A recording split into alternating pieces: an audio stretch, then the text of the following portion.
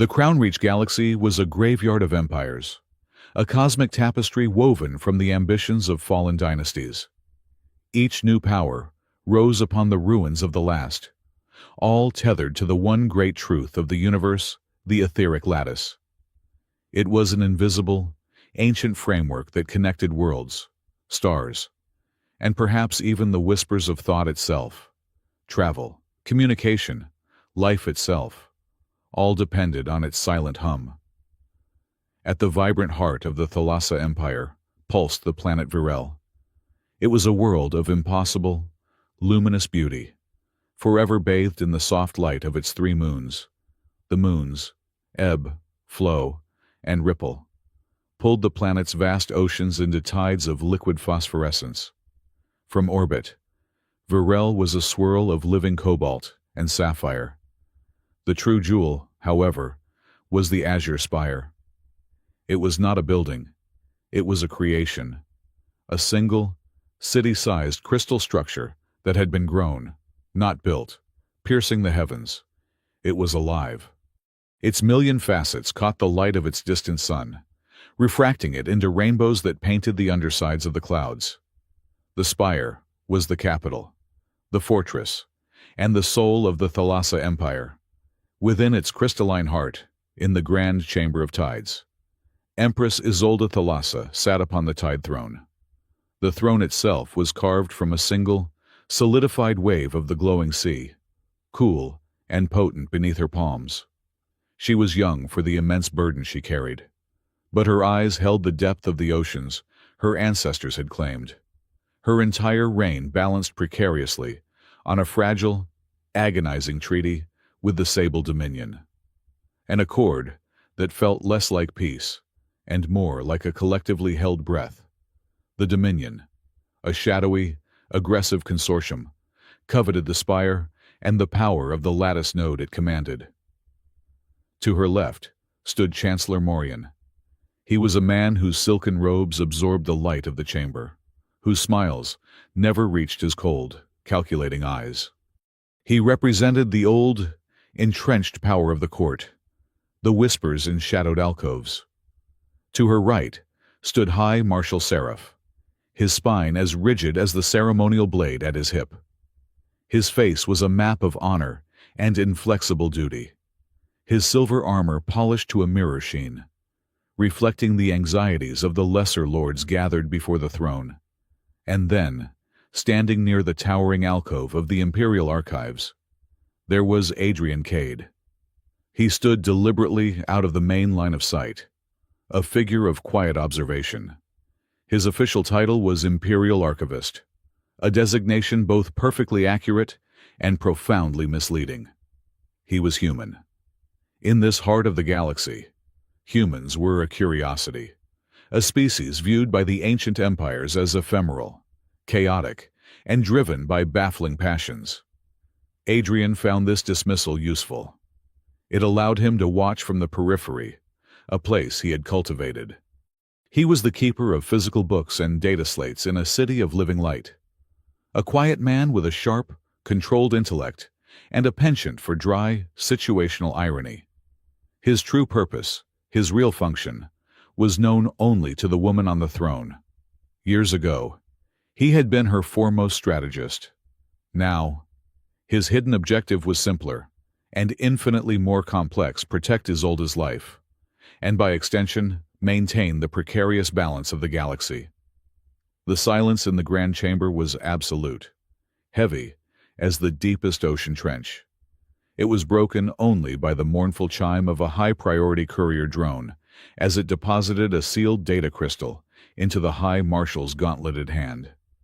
Seraph accessed the report. The assembled court watched as the color drained from his stern face. His gaze, when he lifted it to the throne, was shattered. Empress! His voice was a raw grate of metal and grief. A dispatch from the Vesper Void. A collective murmur of dread swept the chamber. The Vesper Void was a notorious dead zone of cosmic dust and wrecked phenomena, a place where the lattice grew thin and ships simply vanished. High Marshal Seraph took a strained breath, his duty forcing the words out. "It is with profound regret that I must report. We have confirmation. A catastrophic ambush. The full contingent of your sea specters. They are reported lost. All souls." The words struck the crystalline walls and died. A countess swooned. Lords gripped their ceremonial weapons. 13. 13 of the Empress's elite. The sea specters were not mere soldiers. They were legends. Isolde's personal sword and shield, the most lethal warriors in the known galaxy. Chancellor Morian stepped forward, his face a mask of practiced sorrow. "Majesty, this is a tragedy. Our shield is broken. The Dominion—" Isolde did not hear him. She gripped the arms of the Tide Throne, her knuckles white, the cold of the ancient crystal seeping into her bones. She felt the floor drop away. She had known every one of them. She had blessed their blades herself. Aster, Bryn, Coven, 13 names, 13 faces, evaporated into the void. The chamber began to fragment into panicked whispers. The Empire was naked. And then, as the official herald began the long, sorrowful recitation of the names of the fallen, Isolde felt it. It was not a sound. It was a vibration, a specialized, ultra-high frequency signal, directed only at the neural lace embedded behind her ear. It was a channel she had not used in years, a channel reserved for the direst, most personal emergencies. First came the validation string, a complex, layered code, ancient, secret, impossible to fake. Then came the message, 2 words, transmitted in a burst of clean, tight-beam data. Miss Isolde's breath caught in her throat. Her eyes snapped open, wide, not with grief, but with sheer electrical shock. The code, that specific code. It belonged to only one file. Spectre 14. Her gaze instinctively shot across the chamber, past the grieving courtiers, to the archives alcove. Adrian Cade had not moved. He was looking up at the high, vaulted ceiling, his expression one of mild, academic interest, as if appreciating the geometry of the crystal. But she saw the slight, almost imperceptible tilt of his head. He looked, she thought, as if he was listening to a familiar, distant sound. Perhaps the echo of an old, forgotten laugh. Spectre 14. The file was more than deleted. It was a ghost in the Imperial network, a warrior who had stepped back from the line, erased from history by his own request. Only Isolde, Seraph, and perhaps Morian, even knew that the specters had ever numbered more than 13. And only she and the man in the alcove knew who Spectre 14 truly was. The chamber was descending into chaos. "This is the work of the Sable Dominion," shouted a lord from the outer provinces, his face puce with rage. "We must have immediate reprisal, scour the Vesper Void," demanded another.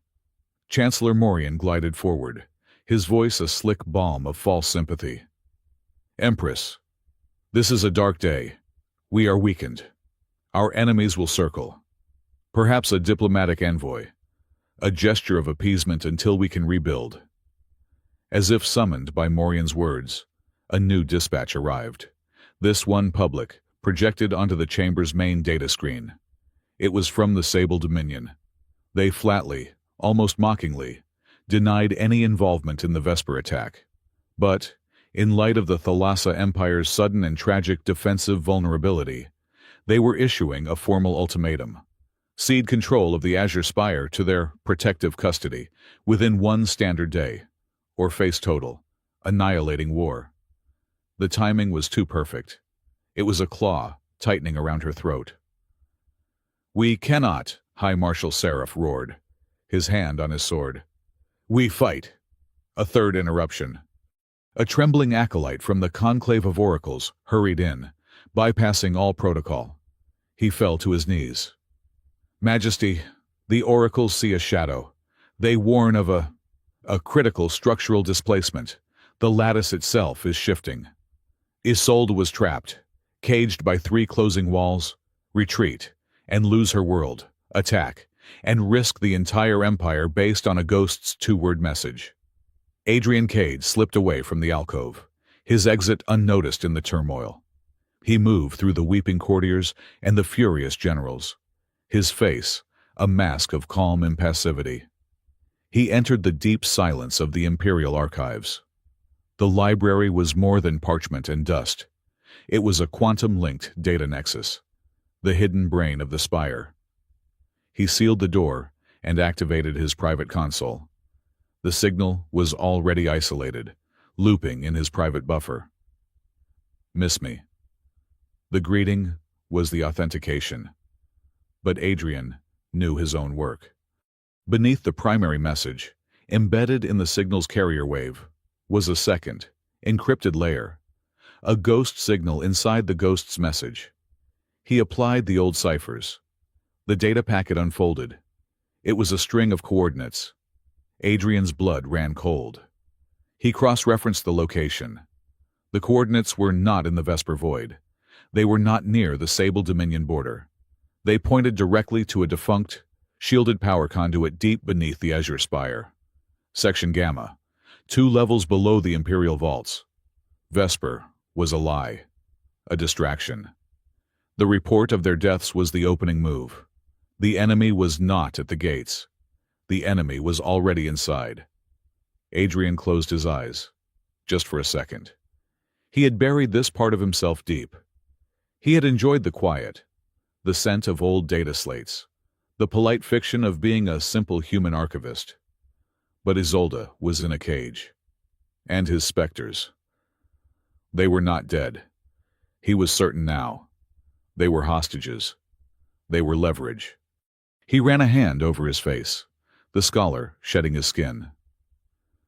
The time for being the keeper of books was over.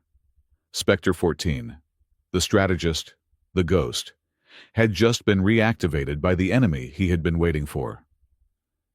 He returned to the Grand Chamber. The debate had reached a fever pitch. Morian was passionately advocating for accepting the Dominion's protection. Seraph was demanding a full-scale assault on the Sable border fleet. Isolde's eyes found Adrian's through the melee. He gave a single, almost invisible nod. It was all she needed. Adrian stepped forward, moving from the shadow of the alcove into the center of the chamber's light. The sudden, confident movement from the quiet archivist silenced the room. All eyes turned to him. He cleared his throat. His voice was calm, measured, almost academic. "Your Majesty, Chancellor, High Marshal."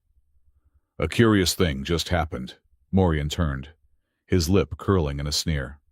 "What is it? Archivist has a book fallen off a shelf? We are discussing the fate of the Empire." Adrian offered a thin, cold smile. "No, Chancellor. The library just told me something fascinating." He paused, letting the silence stretch, drawing every ounce of attention. "The one who sent the death notice is still breathing." The effect was electric. It was an accusation, a riddle, and a profound, shocking interruption of their grief. "What is the meaning of this?" Seraph boomed, his hand tightening on his weapon. "Speak plainly, human." "Insolence," Morian snapped, his composure cracking. "He mocks the fallen." "I mock no one," Adrian said, his voice level, cutting through the rising noise. "I state a fact. The report is a fabrication. The sea specters are not dead. They are missing." The chamber erupted. "Silence!" Isolde's voice cracked through the chaos like an energy whip. She stood, the full, crushing weight of her authority settling on every person in the room. The glowing tides of the throne pulsed in time with her heart. "High Marshal Seraph," she commanded, her voice ringing with steel. "You will convene a war council immediately. We will review our defenses. We will prepare for an attack from the Sable Dominion." Seraph slammed a fist to his chest. "Majesty." "Chancellor Morian," she continued, turning her cold gaze on him. "You will prepare diplomatic channels. You will respond to the Dominion. You will refuse their ultimatum. You will offer nothing. Morian's face tightened. Empress, that is suicide. The people. The people have me, Isolde said. That is my final word. This council is dismissed. The court began to disperse, buzzing with confusion, fear, and a new, terrible suspicion. Isolde lingered on the dais, waiting until the heavy doors had sealed, leaving only her and Adrian in the vast, silent chamber. She descended the steps, the facade of the Empress dissolving, replaced by the bone-deep weariness of the woman beneath. The air between them thickened, charged with years of unspoken history, of a life that seemed impossible now. They had been lovers, once, in a time before the throne, before he had buried himself in the archives. A forbidden, nameless bond between an empress in training and her brilliant, alien strategist. You are certain, she said. It was not a question. He is alive, Adrian replied, his voice low. And he is close. That signal was not just a boast. It was a trap. But it was also an invitation. What do you need? She asked, her hands clasped tightly before her. Time. The real enemy is Morian, or the one who controls him. The Sable Dominion is just noise, a rabid dog rattled by a hidden master. He is moving to consolidate power, she whispered. He is using this panic. I know. Adrian met her gaze, and in his eyes, she saw the man she remembered, the strategist who saw the whole board. The coordinates are beneath the spire. He believes he is in control. He is arrogant. He has my specters, she said, her voice breaking for the first time. He has them, Adrian agreed, which means he needs them, alive. Give me 24 hours. Isolde looked at the grand crystal walls, at the captured light of her city. I cannot give you 24. The Dominion fleet will mobilize. Morian will move to have me declared unfit. I will give you 12 hours. She stepped close enough to feel the warmth radiating from him. Find my specters, Adrian. Find the traitor. Adrian Cade, the quiet archivist, looked at his Empress. He gave a slight bow. As you command. But his eyes, dark and suddenly sharp as obsidian, said something else entirely. I will bring them home to you. Adrian Cade did not return to the archives. The Imperial Archivist was a role he had played for 5 years, a peaceful exile built of silence and parchment. That man was gone. The man who walked swiftly, silently, through the service corridors deep in the Azure Spire was Spectre 14. He bypassed the lifts, using a pressurized maintenance chute to drop 10 levels in seconds, emerging in the humming core of the Spire's engineering nexus. The air here smelled of ozone and hot metal, a stark contrast to the perfumed halls above. Technicians and engineers of a dozen species scurried between energy conduits. None of them paid him any attention. He was just another functionary, another shadow in the wall. He found her in Bay 6, suspended by a harness, half buried inside the primary coolant exchange for the Western Quadrant. Mira, he said. The work stopped. A moment later, a woman lowered herself on the harness, landing lightly on the deck. She pulled off her protective goggles, revealing eyes bright with fierce intelligence. Mira Santos was human. Like him, a brilliant, abrasive engineer who had left Earth's bureaucracy for the pure challenge of maintaining a living crystal city. She wiped conductive grease from her cheek with the back of her glove, leaving a dark smear. She was his oldest friend here, his one true confidant. Well, she said, her voice a flat, Earth-standard drawl. You are clean, and you are not carrying a book. This means the world is either ending, or you have finally decided to ask me about that power surge in the lower archives. The first one, Adrian said, his voice low. I need your scanners, and your discretion. I am tracking a ghost signal. Mira's smile vanished. She unclipped her harness. My discretion is 100%. My scanners are 50% functional and 30% grumpy. Where are we going? The Undercroft, Adrian said. The coordinates are deep. Primordial level, Mira whistled. A low, sharp sound. The basement of the basement. That is not just data. Adrian, that is the Spire's subconscious. It is messy down there. You will need more than a scanner. You will need a translator. She tapped a comm unit on her wrist. Kale Rith, wake up. We are going sightseeing. A moment later, the third member of their shadow triumvirate appeared, stepping from an adjacent diagnostic bay. Kale Rith was a Xylothian, a being resembling a 7-foot-tall, bipedal praying mantis, his carapace a polished, iridescent chitin. As the Spire's chief non-human strategist, he processed information with a cold, terrifying logic that Adrian found deeply comforting. His multifaceted eyes focused on Adrian. Archivist, Kale Rith vibrated, his voice a series of precise, dry clicks and synthesized tones. Your presence in engineering suggests a deviation from scheduled acquisitions. This is inefficient. 13 Spectres are reported dead, Adrian said, wasting no time. They are missing.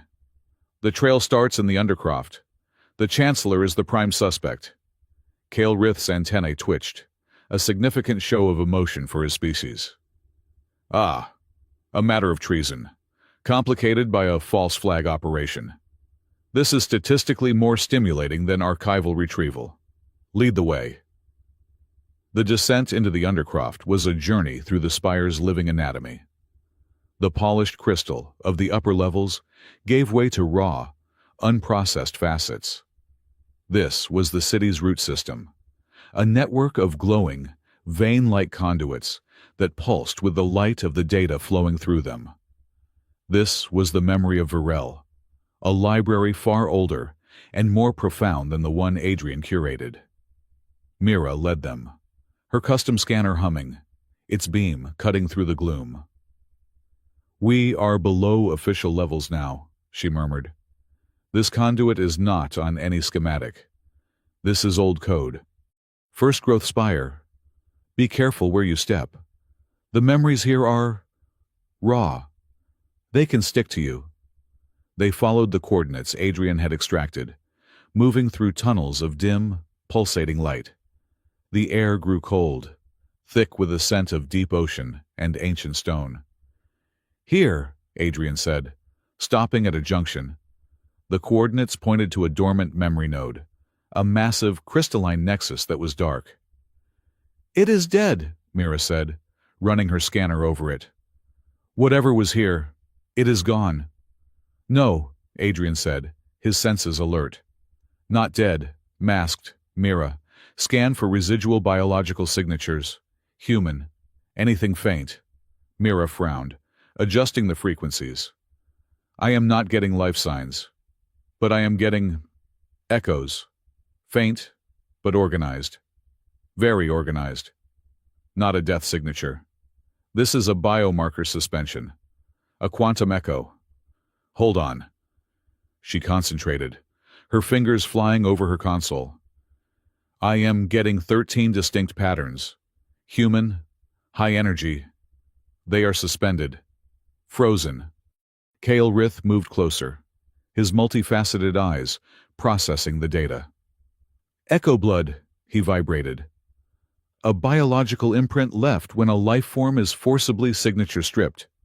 Their vital pattern is copied, frozen at the quantum level, and the physical body is placed in metabolic stasis. They were not killed here. Archivist. They were packaged. Adrian's jaw tightened. Packaged for transport. Where did the transport signal originate? Where did they go? Mira began tracing the signal pathway, her scanner interfacing with the ancient crystal. It was routed. Up. Way up. Masked by a senior administrative account. A very high-level account. She looked up, her face pale in the glowing dark. The signal path terminates at the Vault of Embers. A cold silence fell, broken only by the hum of the spire. The Vault of Embers, Kael'rith stated, is a Level 1 restricted zone. It houses forbidden pre-Empire artifacts deemed too dangerous for study. Access is sealed by genetic key. Only 2 individuals can open that vault, the Empress and Chancellor Morian, Adrian finished, the trap snapping shut. Mira let out a harsh, dry laugh. Well, this is awkward. The man holding the vault key just happens to lose 13 super soldiers right into it. It is almost like the man holding the entire treasury just announced he cannot count. What are the odds? 0, Adrian said. Kael'rith. What are you hearing from the War Council? Kael'rith's antennae focused, interfacing with the Spire's public network. The situation has accelerated. Warlord Zarth of the Sable Dominion is broadcasting on all channels. A pocket projector on Kael'rith's carapace activated, splashing a holographic image onto the dark crystal wall. It showed the brutal, scarred face of Warlord Zarth. He was standing on the bridge of his dreadnought, and behind him, a view screen showed burning wreckage tumbling against the backdrop of the Vesper Void. Empress of the Crystal Palace. Zarth's voice boomed, thick with manufactured rage. See the fate of your little ghosts. Your shield is dust. My generous offer stands for 6 more hours. Surrender the spire to my protection, or I will crack your pretty city myself. He is a terrible actor, Mira muttered. That debris is from a freighter, not a military patrol. It does not matter, Kael'rith said. The populace will believe it. High Marshal Seraph is demanding an immediate counterstrike. Chancellor Morian is advocating for surrender. Simultaneously, Kael'rith continued, processing a deeper data stream. A high-bandwidth frequency gate has just been opened from within the spire. It is guiding the Sable fleet past the outer sensor net. They are bypassing our long-range defenses. Morian is not waiting for the Council, Adrian said, his voice hard. He is forcing Isolde's hand. He is inviting the enemy in. He turned to his team. Mira, Kael'rith, stay here. Monitor the Undercroft. I need a back way into the vault. A back way, Mira scoffed, crossing her arms. Adrian, it is a vault. The entire architectural point is no back way. It is sealed on a quantum level. Then find me a weak wall, Adrian replied. He moved away from them, stripping off his heavy archivist robes as he walked, revealing the dark, form-fitting synsuit beneath. He was no longer the shuffling scholar. His movements became fluid, economical, and utterly silent. He retrieved a small pack from a hidden maintenance niche, a kit he had placed there years ago, hoping he would never need it. From it, he took 2 items. The first was a small, palm-sized disc. He pressed it to his chest, and a low hum vibrated through him. The phase veil activated. He did not vanish. Instead, his outline blurred, the light bending around him as if he were a pocket of heat haze. He became a displacement in the air, a visual static that standard sensors and the naked eye would slide right over. The second was a hilt, a cylinder of matte black metal.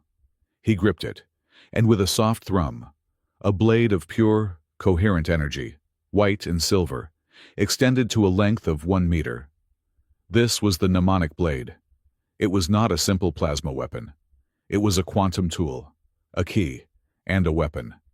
It could cut through steel, but it could also interface with data systems, bypassing code by cutting the energy that formed it. It could read the memories trapped in inanimate objects. Kael'rith, where am I going? Adrian's voice whispered over their private comm. The vault is 2 levels above your current position, the strategist replied. The only access is the main spire, guarded by Morian's personal honor guard. They are not honorable, and they are not guarding. They are jailers, Adrian said. The weak wall. Found it. Mira's voice cut in. An old stabilization conduit. It runs parallel to the vault's outer shell. It is sealed, of course. But the mnemonic blade should be able to convince the locking mechanism. On my way, Adrian said, moving like smoke. Do try to minimize structural damage. Archivist, Kale Rith's dry voice followed him. And this seems significantly outside your stated job description. I trust you are not expecting overtime compensation. Adrian, now just a shimmer in the dark, allowed himself a thin smile. Consider it a donation to the preservation of the arts. Kale Rith. Keep the comm channel open. I want to know what Morian is doing above me. The Vault of Embers was a vast, cold chamber. It was dark, the only light coming from the artifacts themselves. Ancient technologies humming with contained, dangerous energy. Glowing cubes that defied gravity. Floating spheres of impossible physics. Weapons from forgotten wars. Adrian, a nearly invisible predator, moved between them. In the center of the vast room, he found it. It was not an artifact. It was new. It was a modification to the spire itself. The central Virel lattice node, which should have been a column of pure, stable azure light, was infected. A dark, oily, crystalline structure was growing over it, like a cancerous cocoon. It pulsed with a sick, violet light, and connected to it, like parasites, were 13 crystal pods. Adrian moved closer. His blood ran cold. Inside each pod, floating in a translucent, preservative mist, was a sea specter. They were alive. Their eyes were closed, their breathing shallow, but they were alive. Wires and light fibers snaked from neural ports on their skulls and spines, feeding directly into the dark, cancerous growth on the lattice. I have them, Adrian whispered into his comm, his voice tight with a cold fury. They are here, but they are plugged in. By the first spin, Mira breathed. What is that thing? Kale Rith was analyzing the data feed Adrian was transmitting from the mnemonic blade. By the ancients, this is not Sable technology. This is far older, darker. It is the Chrysalis Code. The Chrysalis Code, Adrian asked, moving to the central console. A parasitic technology, Kale Rith explained, his voice stripped of all its usual irony. It does not kill. It repurposes. It converts the sentient electrical field, the life force of a soul, into raw bioenergetic fuel. They are batteries, Mira said, her voice sick. He turned them into living batteries. For what purpose? Kyle Rith processed. The energy readings are... They are off the scale. He is preparing to open something. Adrian saw the control console, the alien interface grafted onto the crystal. The Butterfly Gate, he read. He is using the combined life force of the 13 most powerful warriors in the Empire to rip a hole in the lattice. He touched the console. The mnemonic blade in his hand hummed, the blade flickering as it read the signature of the code, the digital fingerprints of the engineers who had installed it. He knew this work. He knew the cold, amoral perfection of its design. The Ascendant Guild, he snarled, the name tasting like ash. The what? Mira asked. The tech miners, I thought they were just myths, bogeymen for rogue artificial intelligences. They are real, Adrian said, his knuckles white on the hilt of his blade. They are butchers who hide behind mathematics. They believe sentient life is just raw material for their own ascension. He was seeing another face, another time. His first mentor, the man who had taught him strategy, and the man he had been forced to kill when he learned the Guild's true purpose. The old wound, the source of his self-imposed exile in the archives, ripped open. This was not just treason. This was a personal, burning vendetta. He did not just steal Isolde's soldiers, Adrian whispered. He stole my past. At that precise moment, in the grand chamber of tides, Chancellor Morian was making his final play. The room was packed with terrified lords and anxious ministers. "Majesty, the people are panicking," Morian urged, his voice resonating with false sincerity. "High Marshal Seraph's plans are valiant, but they are suicide. The Dominion fleet is superior, and Warlord Zarth is enraged. He will attack."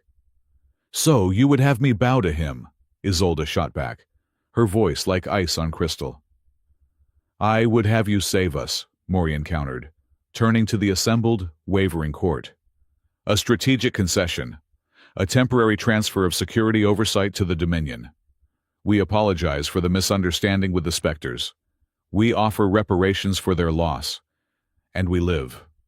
We bend, so that we do not break."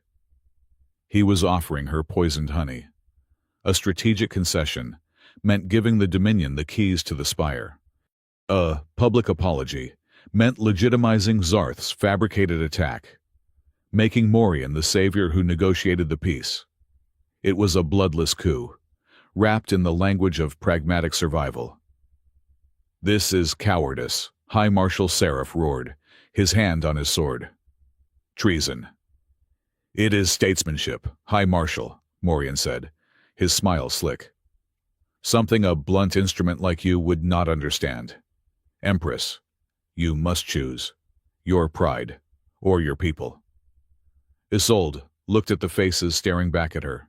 Fear, doubt. They were wavering. She was losing them. Back in the vault. Adrian knew he could not free them. Not yet. The chrysalis was too deeply integrated. Pulling them out, severing the connections, would trigger a fatal biofeedback, killing them instantly. But he could disrupt the process. "Kael Rith," Adrian said, his voice calm and cold. "Morian is using the Spectres as a power source. I cannot remove the source, but I can sever the connection, momentarily." "Negative! Archivist!" Kael Rith's voice snapped back. "The system is symbiotic. A sudden severance will trigger a fatal biofeedback. You will kill them." "Not if I sever the data," Adrian corrected. "Not the power." He saw it now. The chrysalis was not just draining their energy. It was draining their minds. He is stealing their memories, Adrian realized. Their combat knowledge, their strategies. "He is stealing who they are," Mira whispered, horrified. Adrian raised his mnemonic blade. "Not all of it." He moved to the main console and saw 3 smaller conduits, marked as primary data buffers. He targeted the first. He plunged the blade into the crystalline conduit. It was not a physical strike, but a data strike. He forced his own will, his own code, into the data stream. A counter-virus of pure, ordered thought. Alarms, silent and digital, flared across the console, unseen by the guards outside. He yanked the blade free. The white energy of the blade now flickered, corrupted with stolen images the face of Aster Wynn, screaming silently. A sword strike from Kovan, the icy cold of the Vesper Void from Bryn's memory. He struck the second core, and the third. The chrysalis structure shrieked, a high-pitched psychic wail that vibrated in his skull. The energy flow to the Butterfly Gate console stuttered, the power levels dropping by 30%. He had not saved the Spectres, but he had saved their minds. He had stolen back their memory imprints, the very essence of who they were. He had the proof. "I have to move," Adrian said, his phase veil flickering as he activated it. "The system is alerted." He slipped back into the shadows of the vault. A ghost carrying the stolen souls of 3 warriors on a data crystal. 12 hours had passed. The spire was humming with the tension of an impending invasion. Isolde stood in her private chambers, overlooking the glowing tides of Virel. The 3 moons bathed her balcony in pale light. The door to her chamber opened and closed with no sound. Adrian emerged from the shadows, the phase veil dissolving around him like mist. She did not turn. "The council was difficult," she said, her voice tight. Morian has them believing I am arrogant, that I will sacrifice them all for my pride. He is a very convincing liar, Adrian said. She turned to him. His face was grim, the mask of the archivist completely gone. She saw the specter, the strategist she had once known so well. You found them, she whispered. Yes. He held up a small, glowing data crystal. He has them in the Vault of Embers. They are alive. Isolde. But they are compromised. He is using them as a power source for something called the Chrysalis Code. He told her everything. The Ascendant Guild, the Butterfly Gate, the personal vendetta that burned in his gut. Isolde absorbed the information, her mind, as sharp as his, processing the implications. The Guild, an enemy far worse than the Sable Dominion. Then, Zarth is a puppet, she concluded. A distraction, a rabid dog to keep the High Marshal busy, while Morian and this Guild bleed my city from within. Exactly. Zarth thinks he is the conqueror. He is just the Guild's wrecking ball. She looked at the data crystal in his hand. What is this proof? He said. I could not free them. Not yet. But I retrieved their memory imprints. 3 of them. Aster, Kovan, Bryn. Tears welled in Isolde's eyes, hot and immediate. A weakness she allowed only in this room, with this man. Proof of life. It was more than she had dared hope for. They are still them. Yes. But they are still in danger. The air between them thickened, charged with the years of unspoken history, of a love that had been sacrificed for the throne. The duty of the Empress and the need of the woman warred within her. She stepped toward him. You came back. When I needed you most. You stepped out of the shadows. I never left, he said simply. I was just organizing. A small, pained smile touched her lips. I miss this. The honesty. In the court. Everyone speaks in riddles.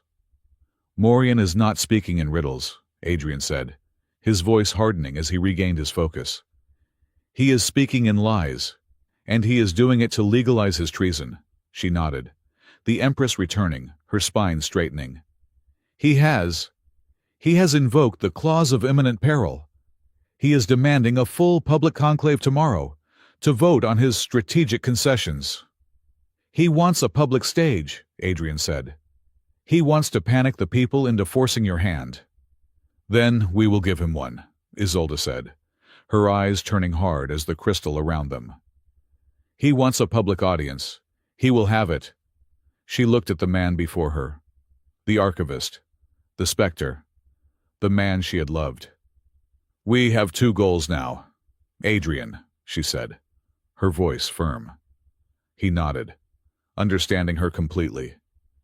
Save the specters. And expose the traitors. Not just expose, Isolde corrected, her voice dropping to a deadly whisper. We will save our people, and we will burn Morian and his guild to the ground with the truth. The silence in Isolde's private chamber was a thin, fragile skin stretched over the mounting chaos. Below them, the azure spire was a city holding its breath, the luminous tides of the ocean churning with nervous energy. The Sable Dominion fleet was no longer a distant threat. It was a dagger at their throat. In the newly formed War Council chamber, a tense quiet reigned.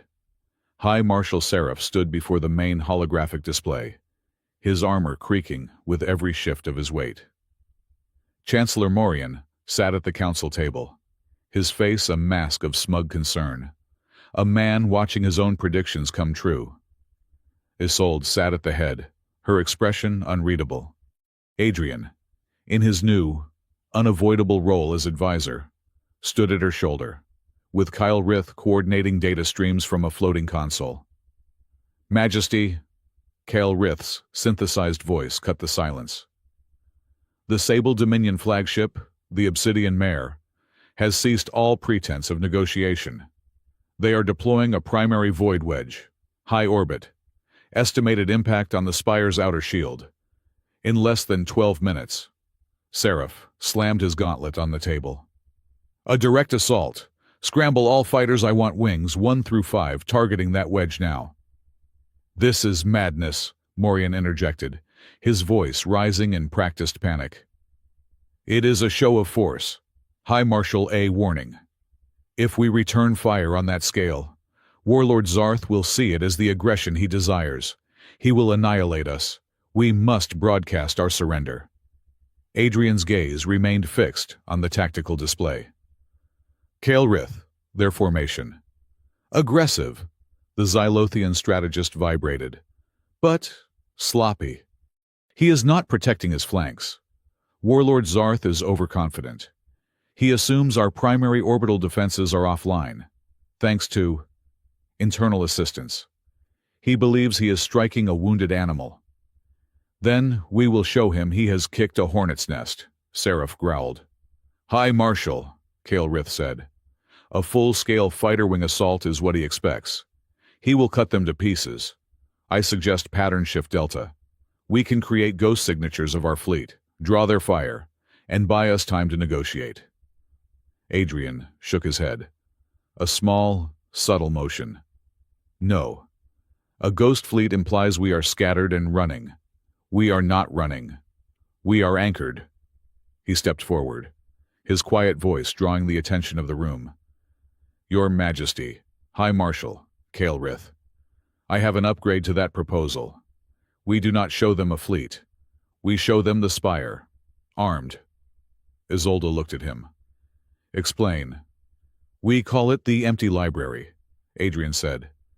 We use the spire's own atmospheric projection system. It is meant for festivals and light shows. But if we route the main defense grid through it, we can create hyper-realistic, hard-light projections. Not ships. Cannons. He pointed to the hologram of the Azure Spire. 1,000 heavy-lift phalanx cannons. We make them grow from the spire itself. We project active targeting solutions for every single one, locking onto every ship in his fleet. We make this city look like an armed fist. We do not just show them ghosts. We show them a god. We make Warlord Zarth hesitate. Kael'rith's multifaceted eyes processed the data. The power draw would be enormous. It would utilize 90% of the spire's non-essential grid. But it is feasible. The logic is sound. It is a brilliant display of perceived threat escalation. A bluff, Morian spat, rising from his chair. A desperate, theatrical human bluff. When he calls it, we will be truly defenseless, our power grid drained. He will not call it, Adrian said, his voice flat. He is a bully, Chancellor, and bullies only strike when they are 100% sure of winning. We are about to introduce doubt into his equation. He expects a panicked defense, not a city turning into a fortress. Isolde looked at Seraph. The old warrior was staring at Adrian, a new, strange respect in his eyes. He nodded. Once. Do it, Archivist, Isolde commanded. The public conclave was chaos. Morian had successfully invoked the clause of imminent peril, forcing Isolde to face the assembly.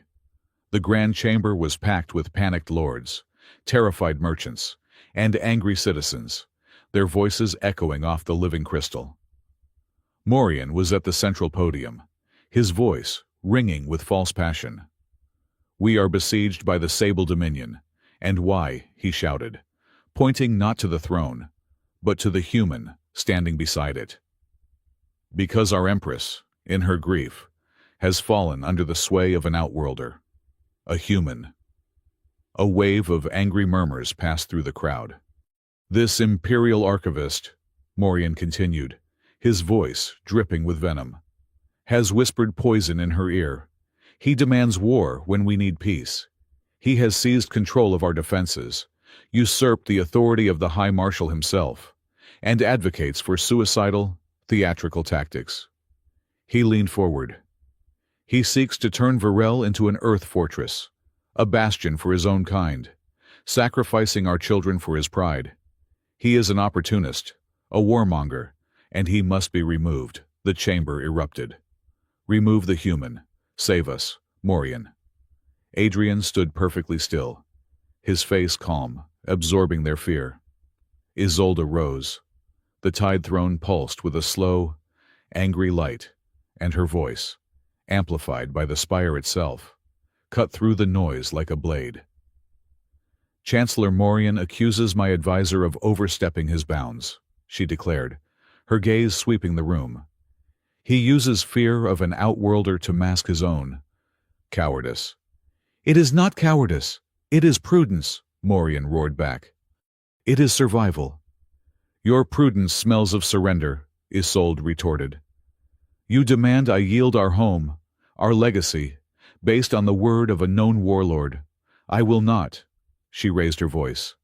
The threat is real, both outside our walls and within them. The crowd quieted, sensing the shift. To that end, Isolde announced, striking the base of her scepter against the crystal dais. I dissolve this emergency conclave, by ancient law, in a time of dual threat. I invoke the Charter of Protection.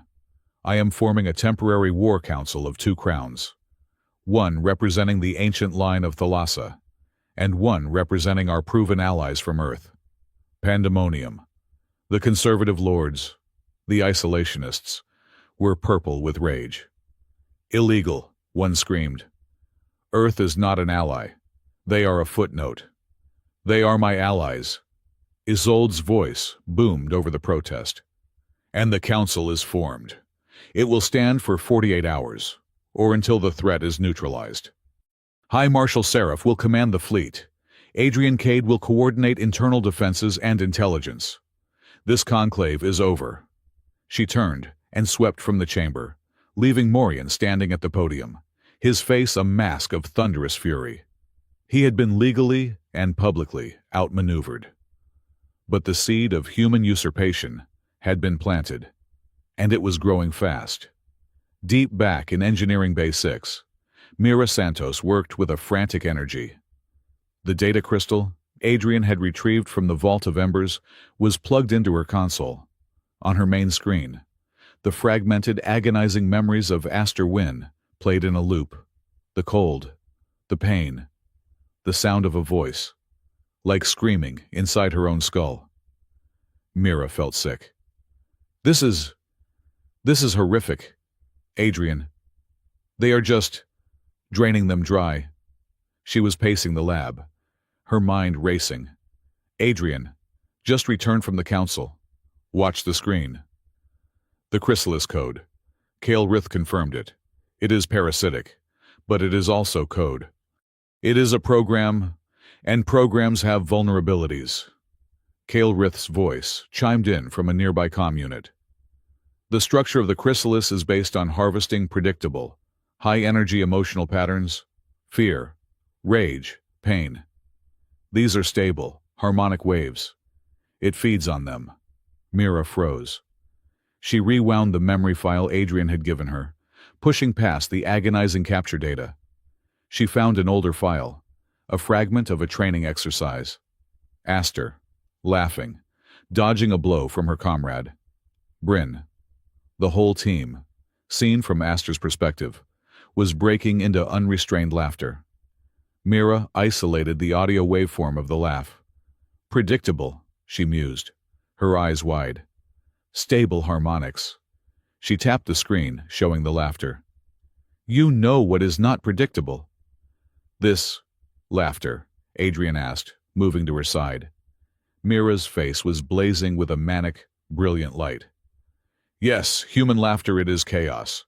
Look at this waveform, Adrian. It is arrhythmic. It is asynchronous. It is a complete mess of spikes and drops. It is the opposite of a stable, harvestable emotional wave. It is pure, glorious noise. She began coding, dragging the Chrysalis code structure Adrian had copied from the vault onto her other screen. The Ascendant Guild. They are all about cold, perfect logic. They would never account for this. They would filter it out as corrupted data. What are you proposing? I am proposing we weaponize corrupted data, Mira said, her fingers flying. I am building a memory player, a sonic disruptor. We cannot shut the chrysalis down from here, but we can jam its signal. We can feed it a data stream so chaotic, so human, it chokes on it. We fight their soul-draining machine. With the most useless, illogical, wonderful noise we have. We give them the giggles.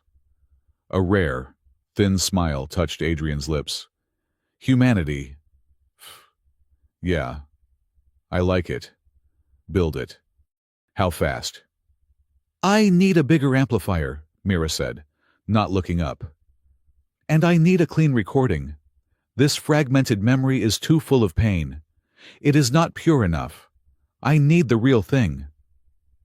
We will get it for you, Adrian said. From the source. Back in the tactical room, Adrian and Kale Rith studied the main display. The empty library projection was holding. Warlord Zarth's fleet had stalled. His attack wedge powered down.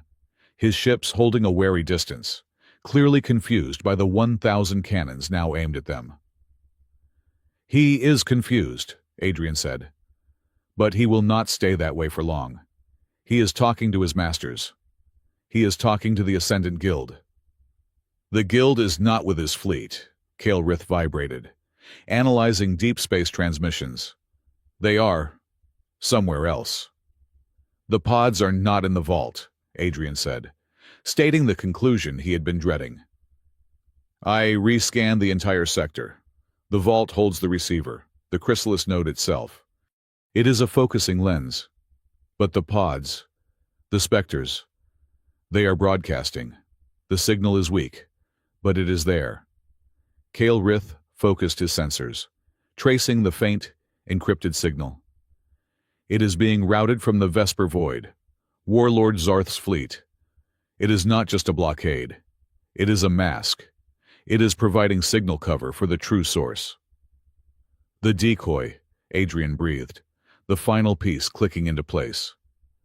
He is hiding them in plain sight. The Vesper Void was never the ambush site. It was the prison all along. Specifically, Kale Rith confirmed, zooming the map onto a derelict structure. A defunct fueling station. Vesper Station. It is heavily shielded. Zarth's dreadnought, the Obsidian Mare, is sitting right on top of it, providing power and cover. A frontal assault is impossible. I am not doing a frontal assault, Adrian said, his voice hardening. He was already moving toward the exit. I am the Imperial Archivist. I am just checking out an overdue book. He activated the phase veil, his form blurring into heat haze. Mira, get your amplifier ready. I am going to get you a fresh recording. Vesper Station was a graveyard of cold metal and silence.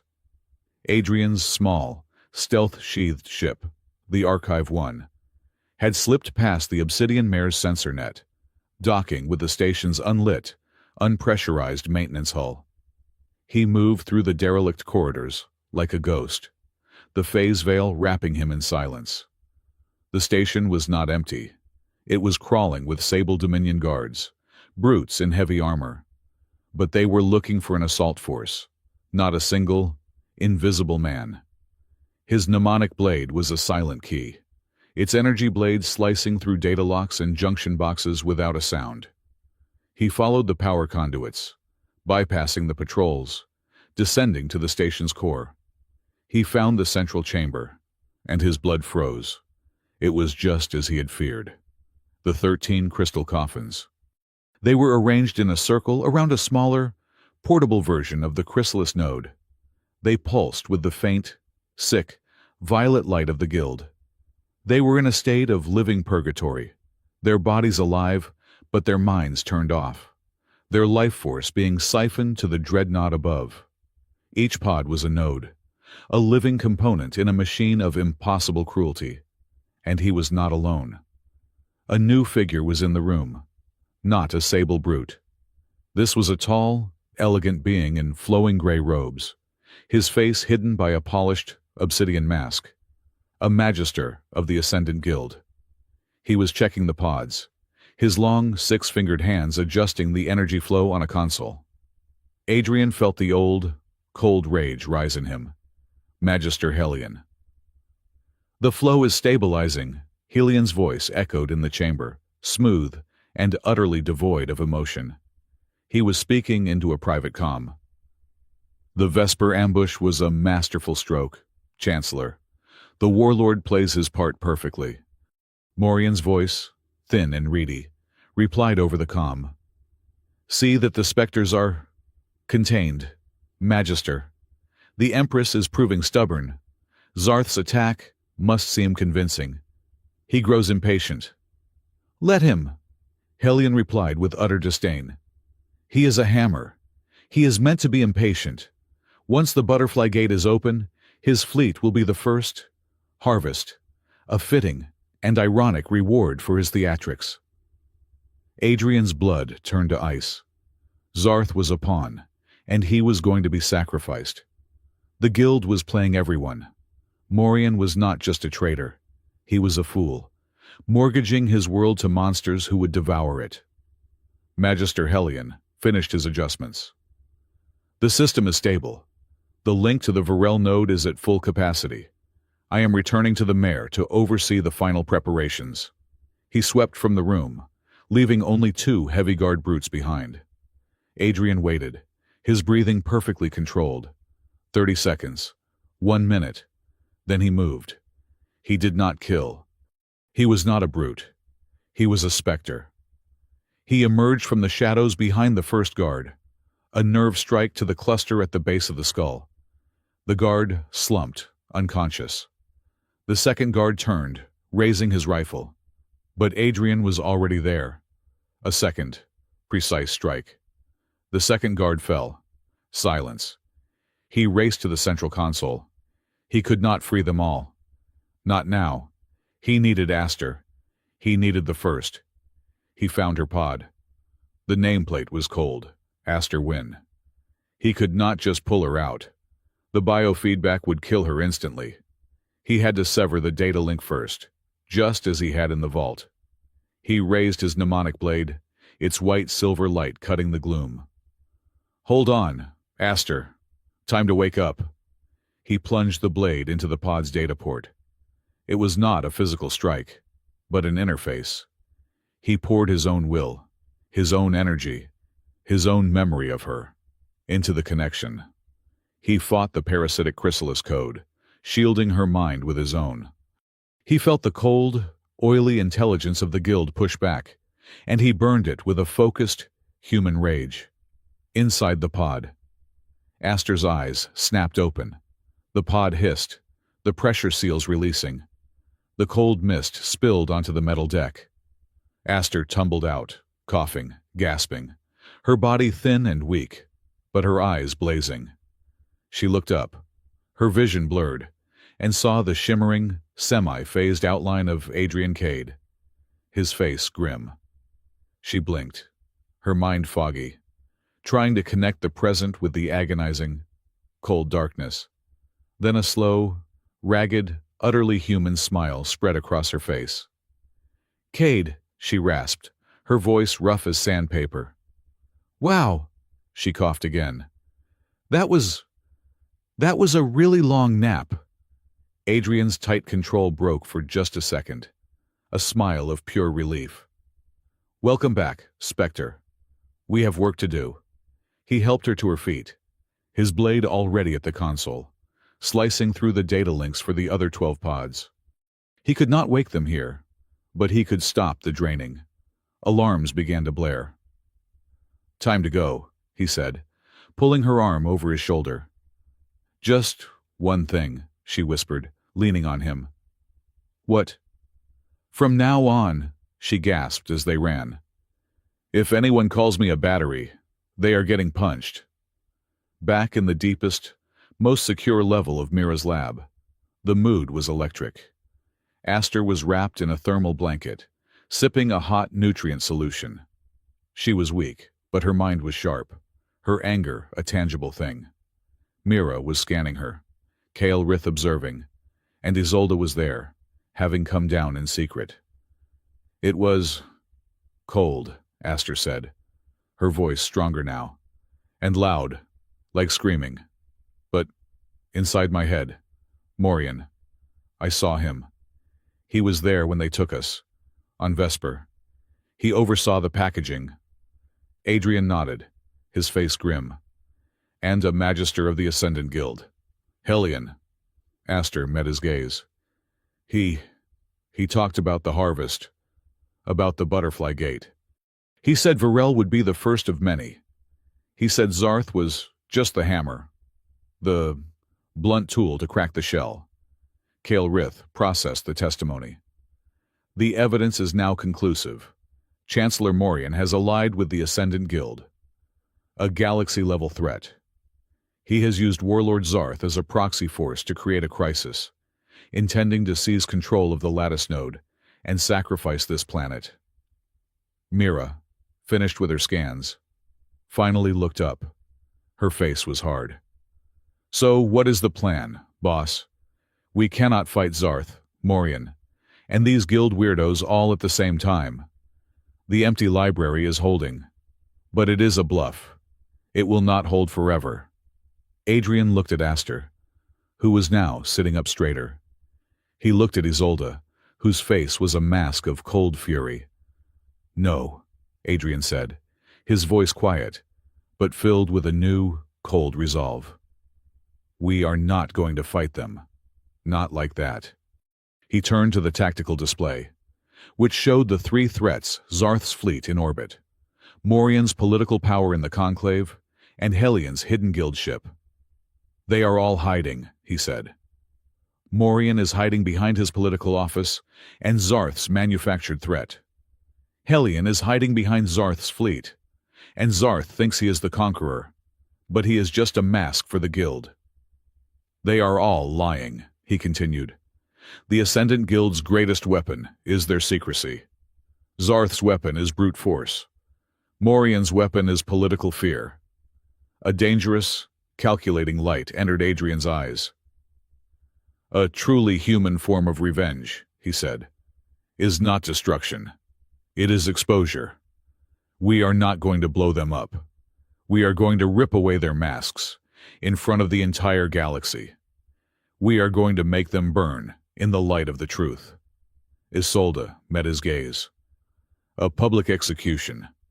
Then, of their reputations. Exactly, Adrian said. Morian wants his public conclave. Hellion wants his secret harvest. Zarth wants his glorious victory. We are going to make sure every one of them is watching when we give them none of it. The bluff of the empty library was paper-thin, and it was tearing. Aboard the flagship Obsidian Mare, Warlord Zarth's patience had evaporated. He stood on his bridge, a mountain of scarred flesh and black armor, glowering at the image of the Azure Spire. The 1,000 projected cannons were still aimed, but they had not fired. They were a lie. Beside him, Magister Hellion stood, a whisper of gray silk and obsidian malice. He is stalling, Warlord, the Magister's voice resonated, smooth and cold. The human is weak. His city is paralyzed. Break his theatrical bluff, and the spire will fall. Zarth slammed his massive fist onto the command console. The metal groaned. Enough all fleet channels. This is my final word. Surrender in 1 minute, or I turn that crystal city into dust. The ultimatum blasted through the War Council chamber on Varel. High Marshal Seraph's armored hand clenched his sword hilt. He is advancing. The forward wing is breaking formation. He is calling the bluff. Majesty, I must engage. Wait, Adrian said.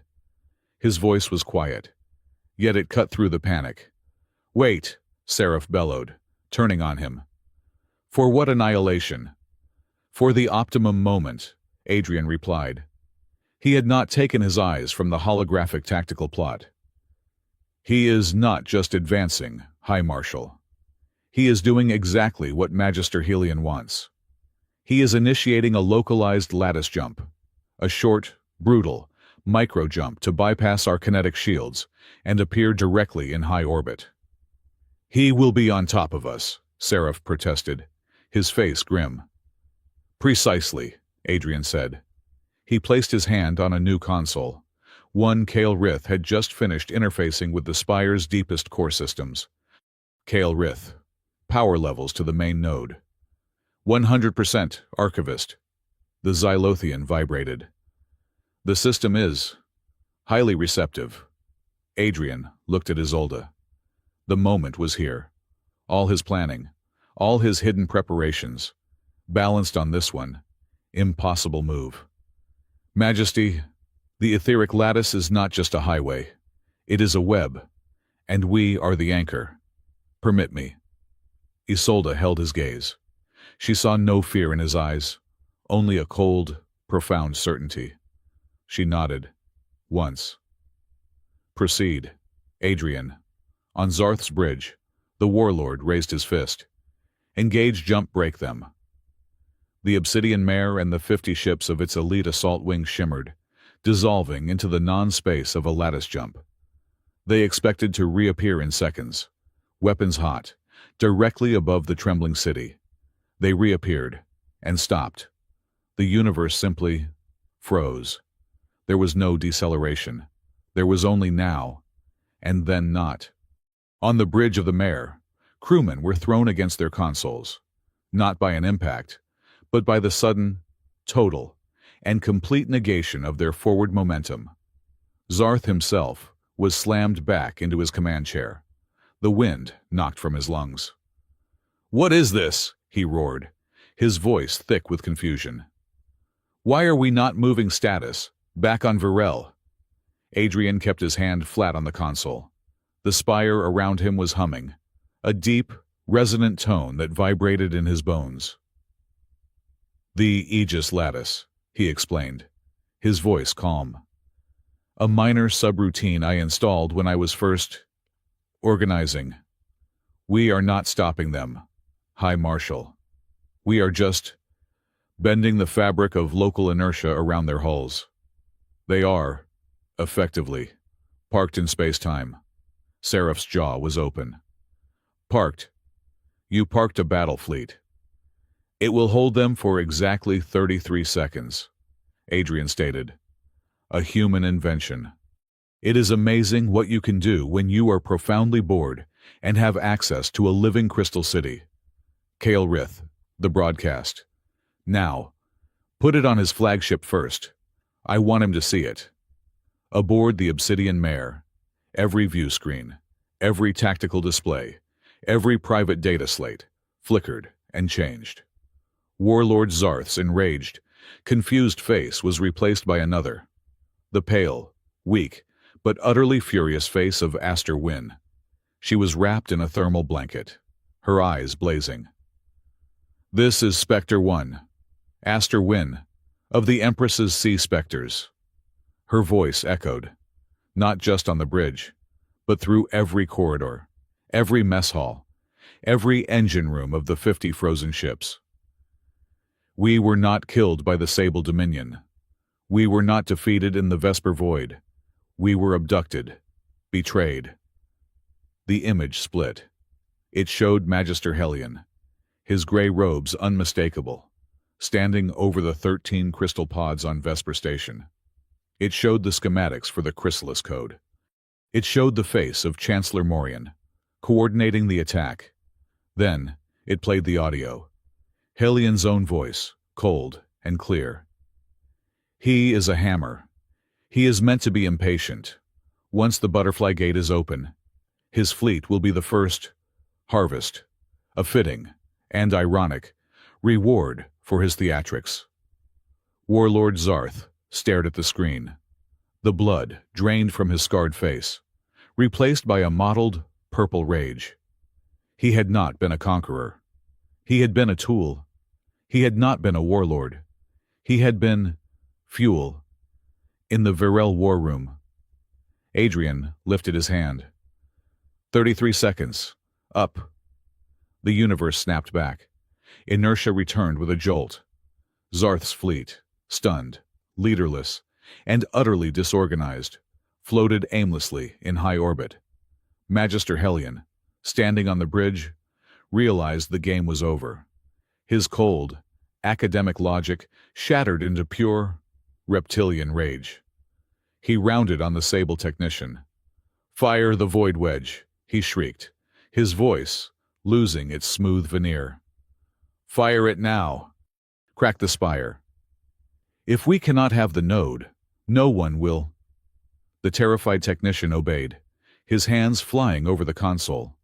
The massive, city-killing weapon on the obsidian mare began to power up. A rift in space, a tear of pure blackness, forming before it. "He is firing the big one!" Mira Santos yelled from her lab. The room was tense. Aster, Bryn, and Kovan, the first three specters Adrian had rescued, were with her, their faces grim. "Okay, Aster. The link to the chrysalis is active. He is drawing power on my mark. Give me your loudest, most obnoxious, unprofessional laugh. The one you used when Kael Rith tried to explain statistical humor. Now." "Mira." Adrian's voice commanded over the comm. "Hit it!" Mira slammed her fist onto the console. She did not fire a missile. She broadcast the laughter storm. She ripped the audio files of Aster, Bryn, and Kovan howling with laughter pure, chaotic, arrhythmic, human laughter and mainlined them directly into the Crystal Good. Aboard the obsidian mare, the chrysalis node, which was powering the Void Wedge, was suddenly inundated with pure, joyful, mathematical noise. The cold, parasitic code, designed to harvest stable, predictable waves of pain and fear, tried to process the chaotic waveforms of the giggles. It could not. The violet light of the node flickered, spasmed, and turned a sick, greenish white. The energy feed to the Void Wedge stuttered, destabilized, and collapsed. With a sound like a cosmic giant hiccuping, the Void Wedge fired. It missed. The beam of compressed nothingness tore through space at a 90-degree angle, shearing harmlessly past Varel and evaporating a small, uninhabited moon in the outer orbit. In the Varel war room, the Council watched the massive misfire, stunned into silence. Adrian permitted himself a small, tight smile. "Bless you, Warlord," Zarth was bellowing. "Treason, kill the Grey Ghost. Kill him." His fleet, however, was in total chaos. The broadcast had broken their morale. They were no longer an invasion force. They were 50 ships, wondering who to shoot. "Kael Rith," Adrian said, turning back to the tactical map. "Deploying Fauna," the strategist vibrated. From Varel's high-orbit satellite network, 100 solar sail observation drones unfurled. They did not fire. They simply activated their low-frequency emitters and began moving in long, graceful, biomimicking arcs, programmed to simulate the migration patterns of void whales. To the panicked and betrayed Sable fleet, it looked like a herd of ancient, territorial space beasts, each the size of a cruiser, had just been awakened by the misfired wedge. Void Whales by the Black Stars. A Sable captain screamed over the fleet channel. "We are in their nesting grounds. Break formation. Scatter. Scatter." The fleet, already broken by betrayal, now scattered in terror. "There is our opening," Adrian said. He was already moving. Aster, now dressed in light combat gear, was at his side. "Kael Rith, you have the con. High Marshal Seraph, contain the stragglers. Do not destroy them. Just keep them busy." The small, matte black ship, the Archive 1, shot from a hidden bay in the azure spire. Its engines were silent, its phase veil engaged. It slipped through the scattering Sable fleet, invisible as a whisper, aiming for the dreadnought at the heart of the chaos, the Obsidian Mare. The battle was visible in the skies above the Grand Chamber. The emergency conclave was in full, panicked session. The crystal walls of the spire showed the distant, silent flashes of Kael Rith's void whales and the panicked maneuvers of the Sable fleet. Chancellor Morian was at the podium. He did not know about the broadcast. The Spire's own defensive shields had blocked it from reaching the surface. He still thought he was in control. "The battle begins," he thundered, his voice ringing with false, tragic authority. "The humans' theatrical bluff has failed. The Empress's chosen advisor has doomed us all." He raised his arms, appealing to the terrified assembly. "I activate the clause of final sanction. I declare the Empress unfit to rule in this crisis. I assume control of the Spire and will begin immediate surrender negotiations to save our world." His personal honor guard, soldiers loyal only to his office, moved to seize Isolde from the Tide Throne. Isolde stood. She did not look at the guards. She did not look at Morian. She looked out, through the crystal, at her city. She raised the scepter of tides, the ancient symbol of her office. But it was not just a symbol. She struck the base of the scepter against the crystal dais of the Tide Throne. A single, pure, resonant tone rang out. It was not a sound, but a vibration. The Azure Spire, the living city itself, answered. The note traveled through every wall, every floor, into the very bones of its inhabitants. It was a wave of pure, sovereign calm. The panic in the chamber ceased. The lords stared, their anger and fear dissolving like salt in water. Isolde's voice, amplified by the Spire itself, spoke not to the conclave, but to everyone in the city, in their homes, in the streets. "People of Virel, this is your Empress. There is a battle in our skies, but we are not losing. We are winning. The Chancellor has lied to you. Trust me. Hold your light. We are winning." Morian's guards stopped, their hands on their weapons, suddenly confused. Their authority, based on fear, had been negated by a power they could not fight. Isolde had bypassed their politics and spoken directly to the soul of her city. The Archive 1 breached the Obsidian Mare's hull with a silent, thermal cut. Adrian and Aster moved through the service corridors. They were not an army. They were ghosts. They found the secondary pod bay, the chamber Adrian had seen in his deep space scan. The remaining 12 Spectres were there, hooked to a smaller, portable chrysalis node, and Magister Hellion was waiting for them. "The human variable," Hellion said, his voice smooth and cold. He was flanked by 2 massive, chrome-plated guild enforcers. "You are chaotic, unpredictable, an error in the equation, but ultimately, you are just fuel, waiting to be consumed." "We get that a lot," Aster said, leveling her pulse rifle. She was weak, but her hands were steady. "This is over, Hellion," Adrian said. His mnemonic blade hummed to life, its white-silver light casting stark shadows in the violet-hued room. "Over." Hellion almost laughed, a dry, rasping sound. "Child, this is the great work. We are the architects of the next evolution. We harvest the raw, messy energy of lesser beings. Their pain, their fear, their brief, bright, pointless lives. And we use it to transcend, to become gods. It is the natural order." The 2 enforcers charged. Aster met them, even weakened. She was a specter. She moved like a blur of precise, lethal motion, her rifle and her blade a dance of light, keeping the 2 behemoths occupied. "That is not evolution," Adrian said, walking calmly toward Hellion, his blade held low. "That is just theft, on a galactic scale." Hellion raised his hand, a field of dark, crackling energy forming around it. "You will be my finest harvest, Spectre Prime. Your anger, your loyalty, they burn so brightly." "You misunderstand," Adrian said, never breaking stride. "Humans do not evolve by harvesting. We evolve by disobeying." Hellion lunged, thrusting the dark energy forward, but Adrian was not there. He phased, a half-second, shimmering shift in reality, and appeared behind Hellion. His target was not the Magister. It was the Chrysalis node.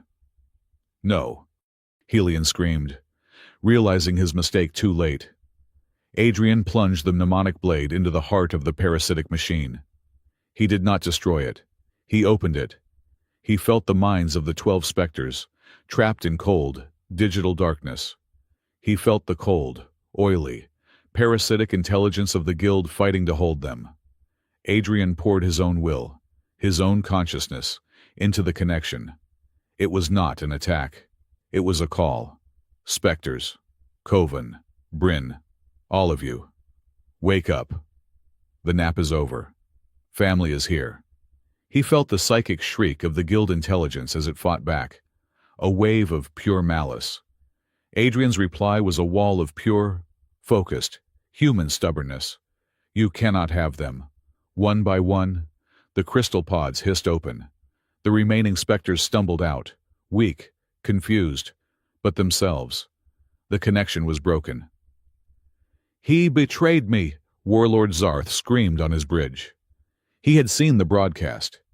He had watched Hellion abandon him. He had seen, on his own internal security feed, his priceless prisoners waking up. He had been used, humiliated. He slammed his fist on the weapons console. Fire, fire everything if I cannot have that spire. No one will scour it from the sky. Full orbital barrage. The Obsidian Mare, a ship the size of a small moon, obeyed. Its dozens of heavy cannons swiveled, locking onto the Azure Spire, their energy levels climbing to 100%. In the pod bay, alarms blared. He is firing on the city, Aster yelled, dispatching the last enforcer.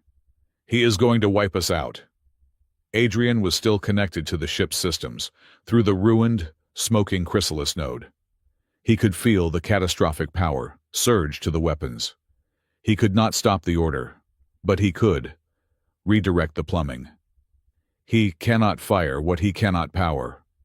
Adrian grunted, his face tight with concentration, sweat beading on his forehead.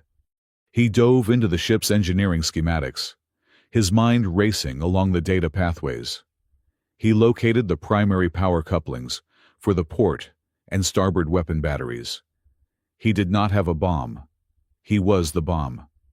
He focused his will through the mnemonic blade, through the ship's own systems. He activated the emergency shear field, a deep-level protocol meant for jettisoning critically damaged engines. Aboard the Obsidian Mare, Zarth gave the final command, fire. A heavy thud echoed through the ship. Then, nothing. On the bridge, the entire weapon status board went from flashing green to dead, static black. What is it now? Zarth roared, his voice cracking. A terrified technician stared at his console, his face white. Warlord, the cannons, they are gone. Outside the ship, in the cold, silent vacuum of space, 24 massive, multi-ton phalanx cannon platforms floated harmlessly away from the Obsidian Mare. Adrian had not destroyed them. He had not blown them up. He had simply unclipped them from the ship. He pulled his mnemonic blade free from the smoking console, the psychic backlash staggering him. Aster stared at him, her jaw open. Did you just disarm a dreadnought? Adrian leaned against the console, his energy spent, but the principle upheld. Restraint, not annihilation. Adrian panted. Put the toys back in the box. The Grand Chamber of Tides was a tinderbox, and Chancellor Morian was the spark. He stood at the podium, his face a mask of false gravity, his private guard flanking the dais, effectively holding the Empress hostage. The Empress has failed you, Morian's voice thundered, amplified by the spire. She has endangered us with her human advisor. She has refused a path to peace. I have invoked the final sanction. Her rule is suspended. I take control of this city. Isolde stood from the tide throne. She did not look at Morian. She looked at the main view screen, which was still showing the panicked maneuvers of the Sable fleet. "Kael Rith," she said, her voice impossibly calm. "Is the patch ready?" "Affirmative, Majesty," the Xylothian's voice replied, hissing from the chamber's comm system. "Patching the Archivist's report to all internal and external broadcast channels. Live in 5, 4, 3. Morian's face froze. "What is this stop that broadcast?" It was too late. Every screen in the Grand Chamber, every public monitor in the Azure Spire, every data slate in the hands of its citizens, and every comm screen on the remaining Sable fleet flickered. The image of Warlord Zarth vanished. It was replaced by the pod bay on the Obsidian Mare. The feed was live. It showed Adrian Cade, his face grim, his mnemonic blade glowing. It showed Magister Hellion, his obsidian mask gleaming with malice. And it showed the 13 crystal pods. "This is Adrian Cade, Imperial Archivist." His voice boomed, steady and clear. The report of the Spectre's deaths was a lie. The feed split, showing Aster Wynn, alive, breathing, her face tight with anger. "They were abducted," Adrian's voiceover continued, "by Chancellor Morian, in league with Magister Hellion of the Ascendant Guild." Then came the audio, pulled from Hellion's own comm, Morian's reedy, unmistakable voice. "See that the Spectres are contained, Magister." And Hellion's reply, damning them both. "The Vesper ambush was a masterful stroke, Chancellor. The Warlord plays his part perfectly. The citizens in the chamber, the lords, the merchants. They stared, their blood running cold. They had been sold. Morian's face, projected on a secondary screen, was a mask of pure, reptilian terror. He was exposed. He was finished. He did the one thing a cornered animal could do. He lunged for the last scrap of power he had. His hand slammed down on a hidden activator on the podium. A dark, fail-safe command. "If I cannot have this city," he shrieked, his voice cracking into a raw, inhuman sound, "then the Guild can have its soul. Deep in the Vault of Embers, beneath the stunned conclave, the Master Chrysalis node, the one Adrian had only managed to disconnect from, roared to life. It was a parasitic bypass.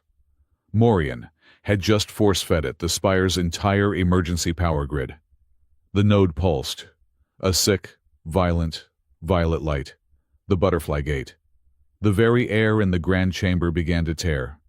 A high-pitched, psychic shriek filled every mind. The living crystal walls groaned, the light within them flickering, as if the city itself was being unzipped. The floor heaved. Lords and ladies screamed as the spire, the single, monolithic crystal, began to shudder, threatening to shatter.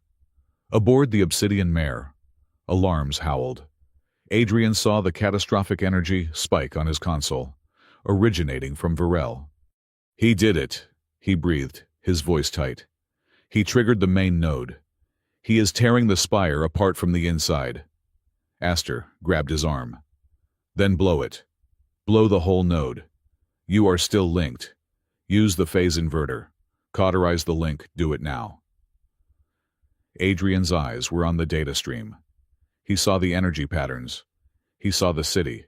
He saw Isolde. "A phase inversion explosion will collapse the gate," he said, his mind racing, processing the impossible choice. But the feedback, the psychic shockwave, it will shatter the spire's core. It might save the city, but it will kill thousands. It might kill her. He looked at the console, at the intricate, alien code of the chrysalis. "There is another way. It is not built to be dismantled under pressure, but it can be." He looked at Aster. "It is slow. It is delicate. It is data surgery, not demolition." "Slow," Aster yelled, gesturing to the screen, where Varel was visibly vibrating. "Adrian, we do not have slow." In Mira's lab, the walls were shaking so hard that tools were rattling off her shelves. She was gripping her console, her knuckles white. She keyed her comm, her voice, laced with a terrifying gallows humor, broadcast to Adrian and the war room. Uh, Ladies and gentlemen, this is your chief engineer. If you will look out the port side, you will see the fabric of reality coming apart at the seams. Please, no flash photography. Seriously, Adrian, whatever you are doing, do it. Because the city is getting stretchy. In the conclave, Isolde gripped the tide throne to stay standing. The spire was screaming in her mind, a wave of pure, structural agony. She watched Morian, who was laughing, a high, broken sound. His sanity shattered. She looked at the screen, at the image of Adrian, his face tight with concentration, a universe of pressure on his shoulders. Through the terror, through the shaking, Isolde smiled. It was a small, fierce, perfect smile. Her faith was absolute. On the obsidian mare, Adrian made his choice. Revenge is served with light, not with ashes, he said, his voice a low command. We do this clean. He turned to the newly awakened specters, who were weak but on their feet, their eyes burning. Aster specters form a perimeter. Protect these pods. No matter what happens, you protect your family. Buy me time. Understood. Prime, Aster said, the old title slipping out. The specters formed a ring, weapons out, a battered, exhausted, but unbroken wall of loyalty. Adrian plunged his mnemonic blade back into the console. He closed his eyes. He was no longer a man in a pod bay. He was a mind, a surgeon, racing through the screaming, alien architecture of the Chrysalis Code. He found the 13 primary locks, the energetic tethers that bound the spire's soul. One by one, he began the delicate, impossible work of unbinding them. No, Magister Hillian, his face contorted, saw it all. He saw his life's work, his great experiment, his ascension, being dismantled by a primitive, chaotic human. The academic veneer, the cold logic, it all burned away, leaving only a core of pure, animalistic rage. You will not take it from me, he shrieked. He summoned a blade of pure, dark, crackling energy into his hand and lunged, crossing the bay in a single, terrifying bound, aiming to plunge the dark blade directly into Adrian's unprotected back. Aster screamed, Adrian, behind you! Adrian did not move. His eyes remained closed, his hands on the console, his mind a galaxy away, unspooling the first lock. But he was not defenseless. He was a strategist. As Hillian's blade began its downward arc, Adrian spoke one soft word into the ship's internal comm, linked through his blade. Now. The crystal pod directly in front of Hillian, the one Aster had just vacated, had one remaining function. A high-intensity, localized, cognitive illusion field. It snapped on. Helion's dark blade did not hit flesh. It hit a wall of pure, targeted psychic energy. The Magister's lunge stopped, his body freezing mid-strike. His eyes, visible behind the obsidian mask, went wide and blank. He did not fall. He remained standing, rigid, his arm trembling, the dark blade dissolving in his grip. Adrian had not killed him. He had trapped him. He had taken the mnemonic blade's core function reading memories and inverted it. He had locked Hillian's consciousness in a feedback loop. The Magister was now experiencing the sum total of every life he had ever harvested. The pain, the terror, the loss of thousands of souls, all at once, multiplied by his own cold, remorseless intellect. It was a living hell, crafted from his own sins, a karmic checkmate. Lock 1, undone, Adrian whispered, his forehead beaded with sweat. 12 to go. On the bridge of the obsidian mare, Warlord Zarth watched his world end. His weapons were gone. His fleet was scattered, terrorized by phantom whales. His ally was a monster who had tried to harvest him. His prisoners were awake and had just broadcast his humiliation to the galaxy. He had no honor. He had no victory. He had only a disarmed, limping dreadnought and a crew that was staring at him, their faces a mixture of terror and contempt. He roared, a sound of pure, impotent, animalistic rage. He slammed his one good fist on the console. "Retreat!" he bellowed, his voice cracking. "Full emergency withdrawal. Flee to the Sable border. Avoid this cursed system. Flee." The Obsidian Mare, the pride of the Sable Dominion, turned its scarred and broken hull. Its engines flared, and it began its long, disgraceful limp back into the darkness, leaving its phantom cannons and its dignity behind. On Virel, the shaking in the azure spire faltered. Adrian worked. Lock 4. Undone. Lock 5. Undone. He was breathing hard, the psychic strain immense. Each lock he undid, the chrysalis fought back. A dying, parasitic intelligence. "Come on, Cade," Aster whispered, her rifle trained on the frozen, trembling form of Magister Hellion. "Bring it home." Lock 9. 10. The violet light in the vault of embers began to flicker, to starve. The tear in the air wavered. 11. 12. Adrian gritted his teeth, pouring the last of his will into the final, most complex lock. 13. He ripped his ematmnemonic blade from the console. The psychic connection snapped, in the vault of embers, deep beneath the conclave. The parasitic chrysalis node shuddered. The sick, violet light within it turned to black, oily smoke. The butterfly gate, starved of its power, collapsed in on itself with a sound like a dying breath. The shaking stopped. The high, psychic shriek in the minds of Virel's citizens vanished. The azure spire, wounded but alive, settled. Its own, natural, azure light flared back to life, pushing the last of the shadows from the grand chamber. The silence that followed was profound. On the Obsidian Mare, in the pod bay, the last of the crystal coffins hissed open. The remaining specters, weak, trembling, but alive and themselves, stumbled out onto the deck. They looked at each other, the 13 of them, a family returned from the dead. They did not cheer. They simply moved together, a silent, weeping mass of arms and shoulders, holding each other up. Aster joined them, her rifle clattering to the deck, and was lost in the embrace. Adrian Cade watched them, his energy spent, leaning heavily on the smoking console. He had done it. He had kept his promise. In the grand chamber, the populace, the lords, the entire city, let out a single, collective breath. They had seen the broadcast.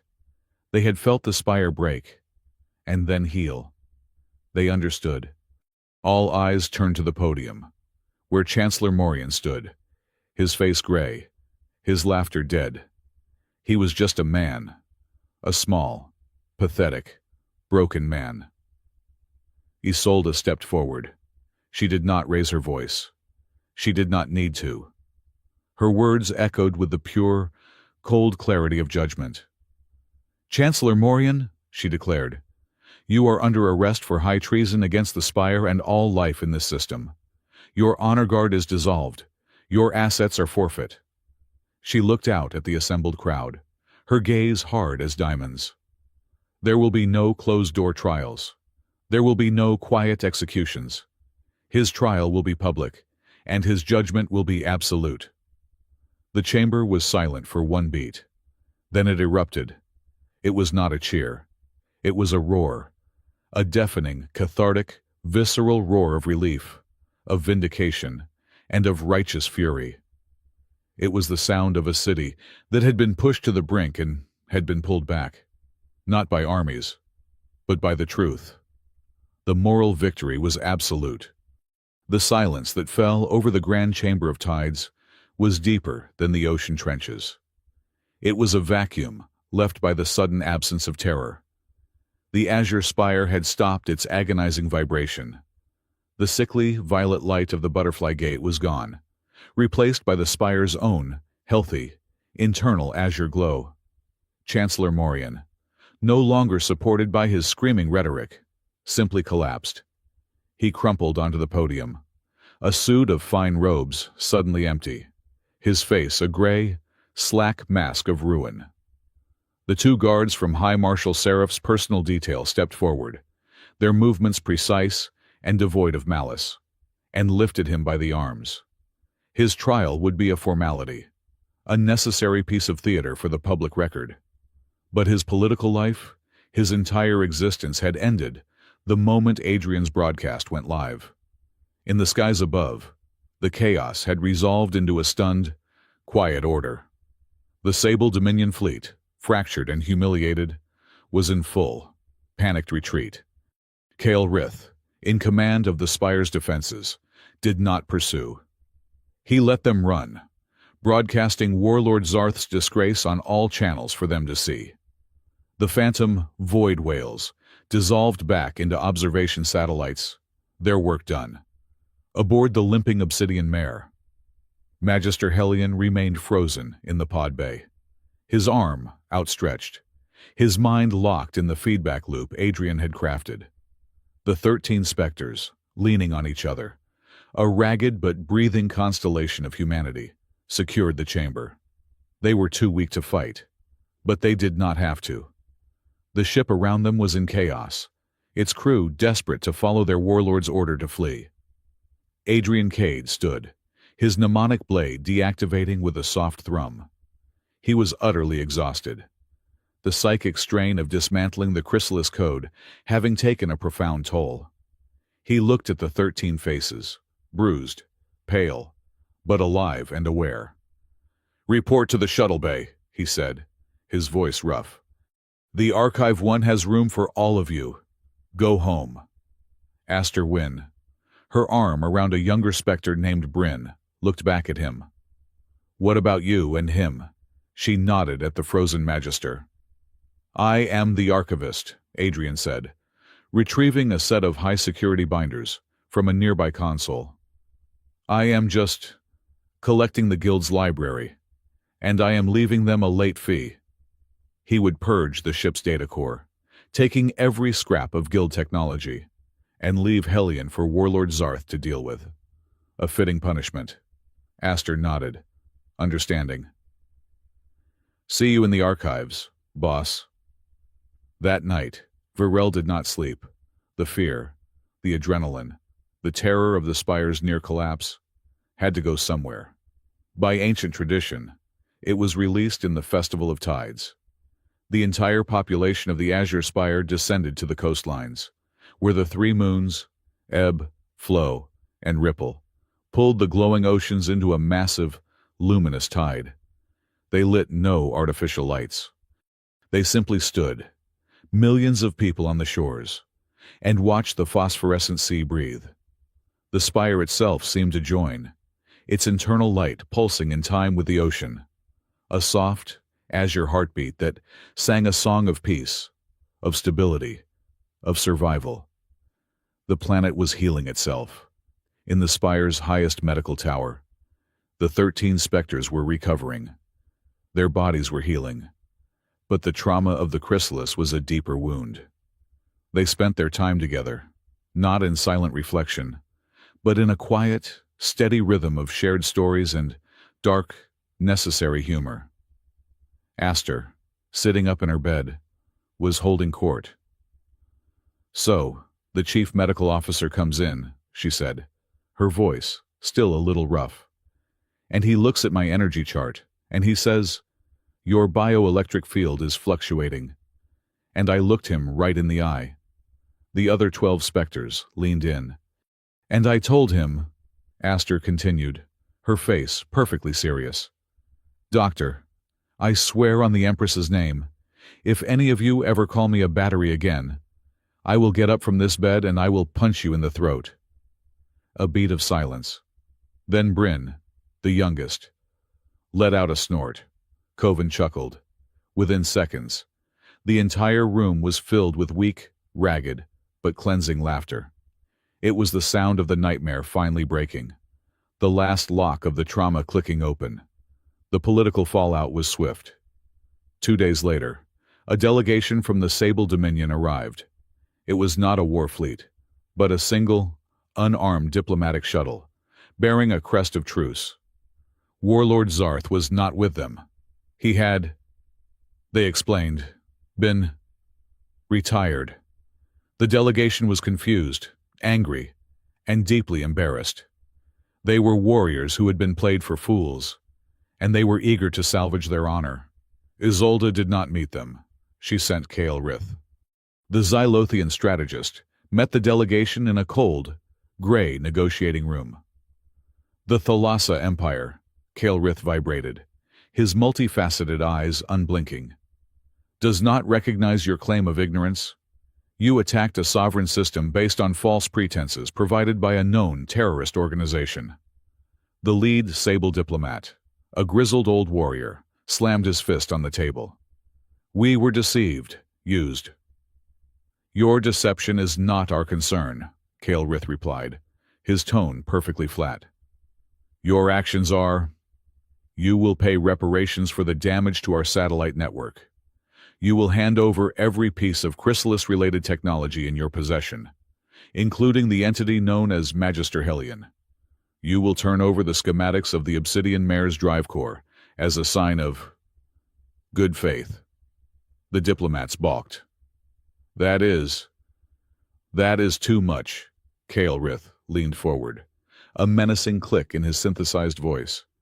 The alternative is that we release the unedited recording of Warlord Zarth's tactical retreat to every news syndicate in the Crown Reach galaxy. Your empire's reputation as fierce warriors would, statistically speaking, not survive the laughter. The diplomats, faced with a choice between losing face and losing their entire cultural identity, capitulated. The technology would be handed over for destruction. The Ascendant Guild was a different problem. With Hellion captured and Morian's cell exposed, their primary network in this sector had shattered. But the Guild was not an army. It was a cancer. It had retreated, pulling its tendrils back into the shadowed, unmapped regions of the lattice. They were a long-term threat, a darkness that was now, thanks to Adrian, fully identified. The war was over. The fight had just begun. In the Hall of Public Reason, the trial of Chancellor Morian was swift and devastating. His attempts to frame his actions as a pragmatic choice for the greater evolution of the state were met with cold silence. The prosecution did not call politicians. They called victims. They called Aster Wynn, who described in cold, clear detail the feeling of her mind being harvested. They called the families of the Vesper Station crew, who had been executed by Morian's men to stage the ambush. The verdict was unanimous: treason. His sentence, delivered by Isolde herself, was not death. Death was an ending. He was given intellectual exile. He would be stripped of his name and rank and sent to the farthest, most plague-ridden medical outpost on the frontier, where he would spend the rest of his life using his intellect to save the lives he had been so willing to sacrifice. It was a just and terrible punishment. That night, Isolde stood on her private balcony, the one overlooking the glowing sea. The air was cool and clean. You are quiet, she said to the empty air. Adrian stepped from the shadows of her room, the phase veil dissolving. He was back in his simple, dark archivist robes. I am an archivist, he said, his voice quiet. Quiet is the default. She did not turn to him. For a long time, they stood side by side, watching the luminous tides. You lied to me, she said, not as an accusation, but as a statement of fact. I did, he replied. For years, you were Spectre 14. You were the ghost in my court, The strategist I thought I had lost. And you were organizing my books.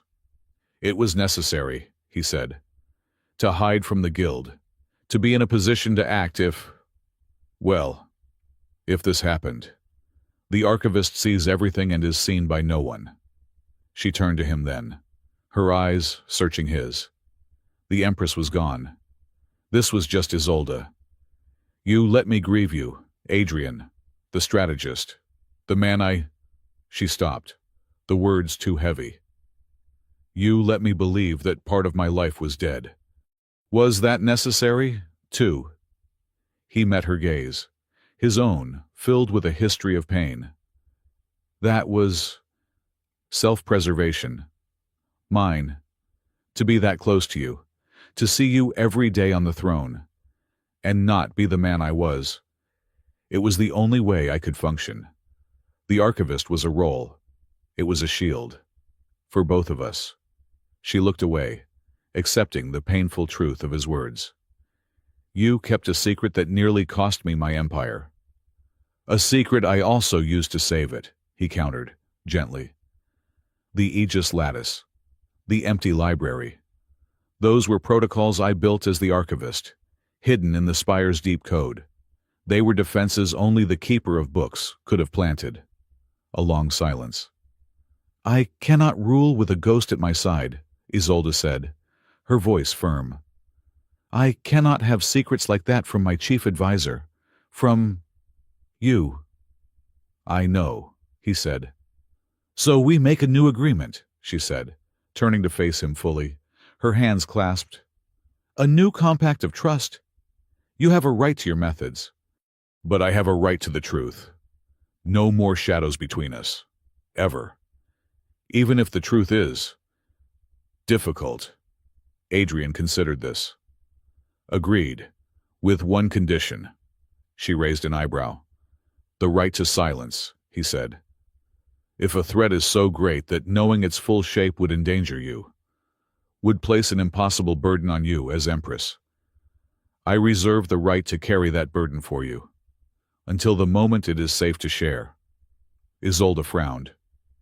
That sounds like secrets again. It sounds like partnership, he corrected. I will not lie to you.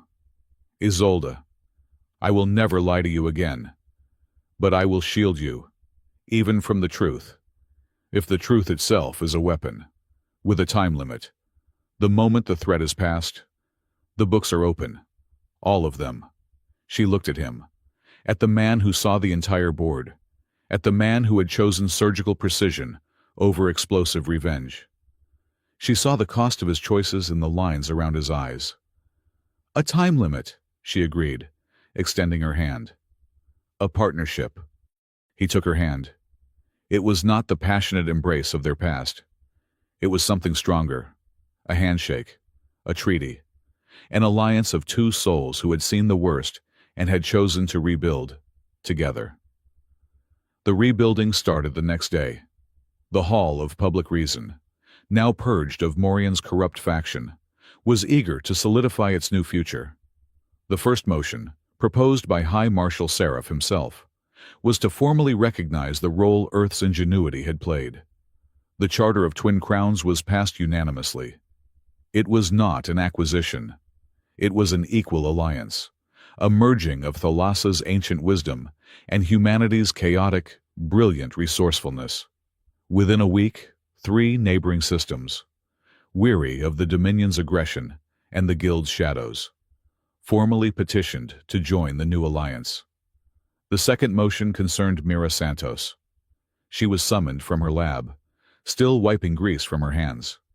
She was offered the position of chief engineer of the entire Azure Spire. She refused.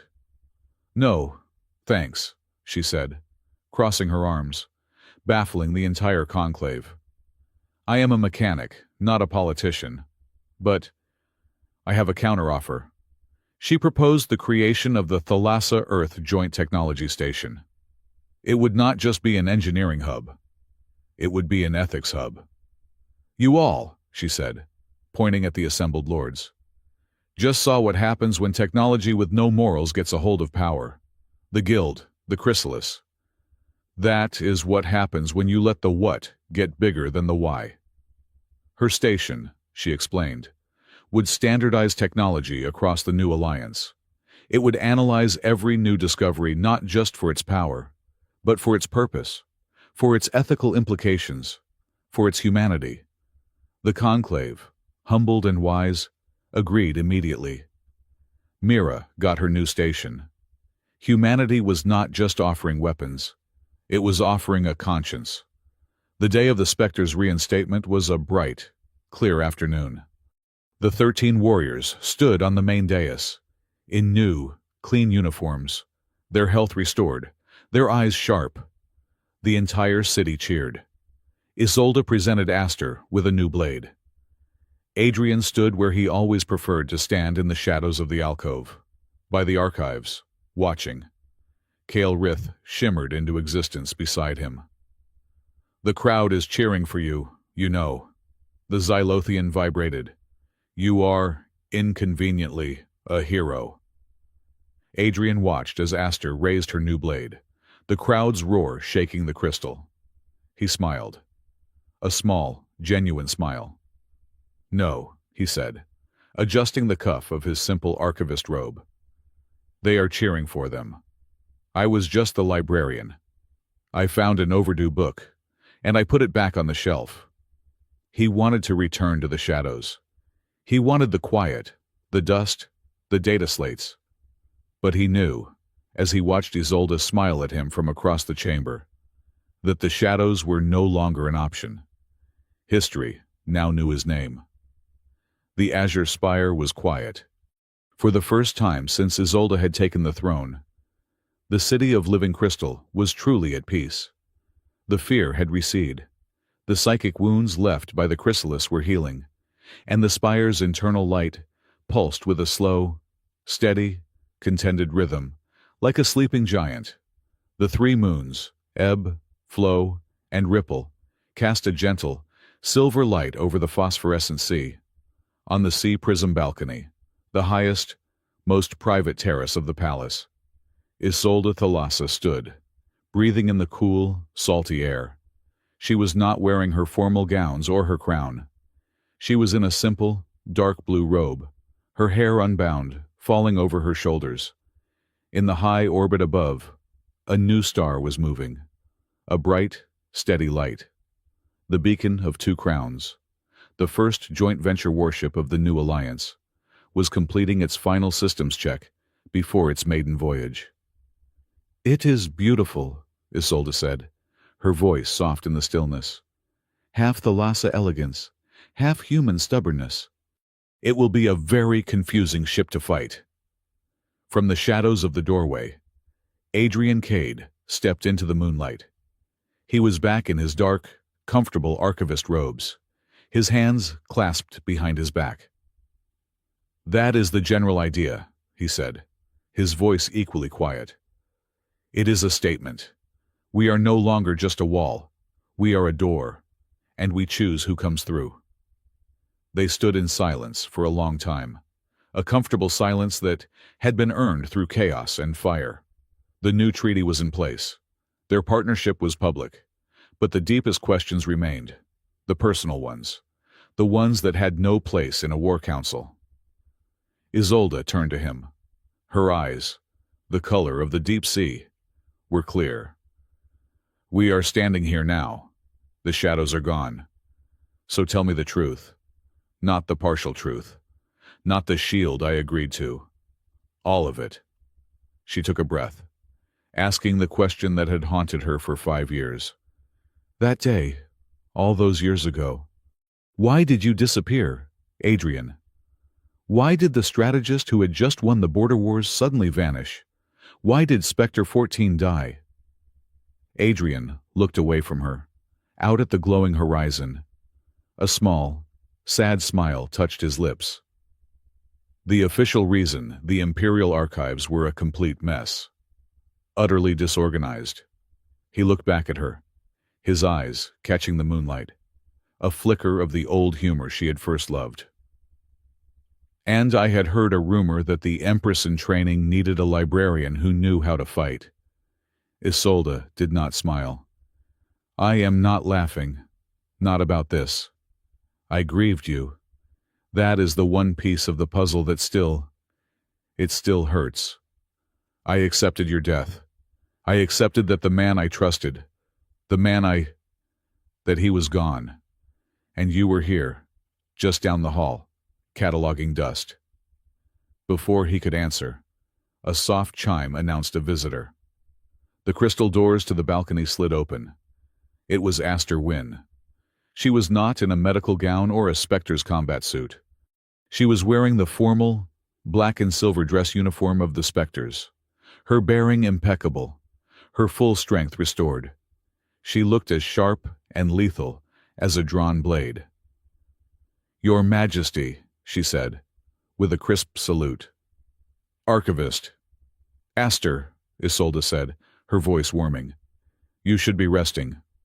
I am fully recovered, Majesty. My team is ready for duty. She looked at Adrian, her expression unreadable. I had one final piece of protocol to complete. An item that was left in my care, that I must now return. Aster stepped forward, her gaze locked on Adrian. She reached into a formal pouch on her belt and drew something out. She held it out on her gloved palm. It was not a weapon. It was not a data slate. It was a small, matte black insignia, shaped like a stylized, inverted tear. The sigil of the Spectre Prime. The one Aster, as the new commander, now wore. Isolde frowned. Aster, I do not understand. That is your sigil. No, Majesty, Aster said, her eyes never leaving Adrian.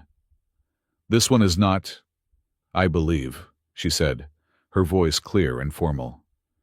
That this is yours, sir. Isolde's breath caught.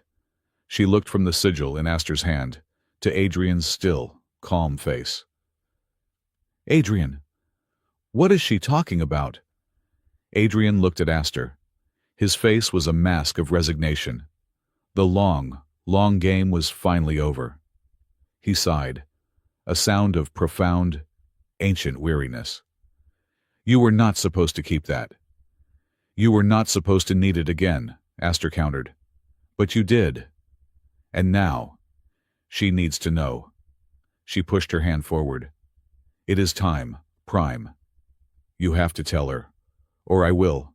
Isolde stared, her mind racing. Prime, slowly. Adrian raised his hand in gently, his fingers brushing Aster's. He took the black insignia. He closed his fist around it. I did not disappear. Isolde, he said, his voice heavy. I archived myself.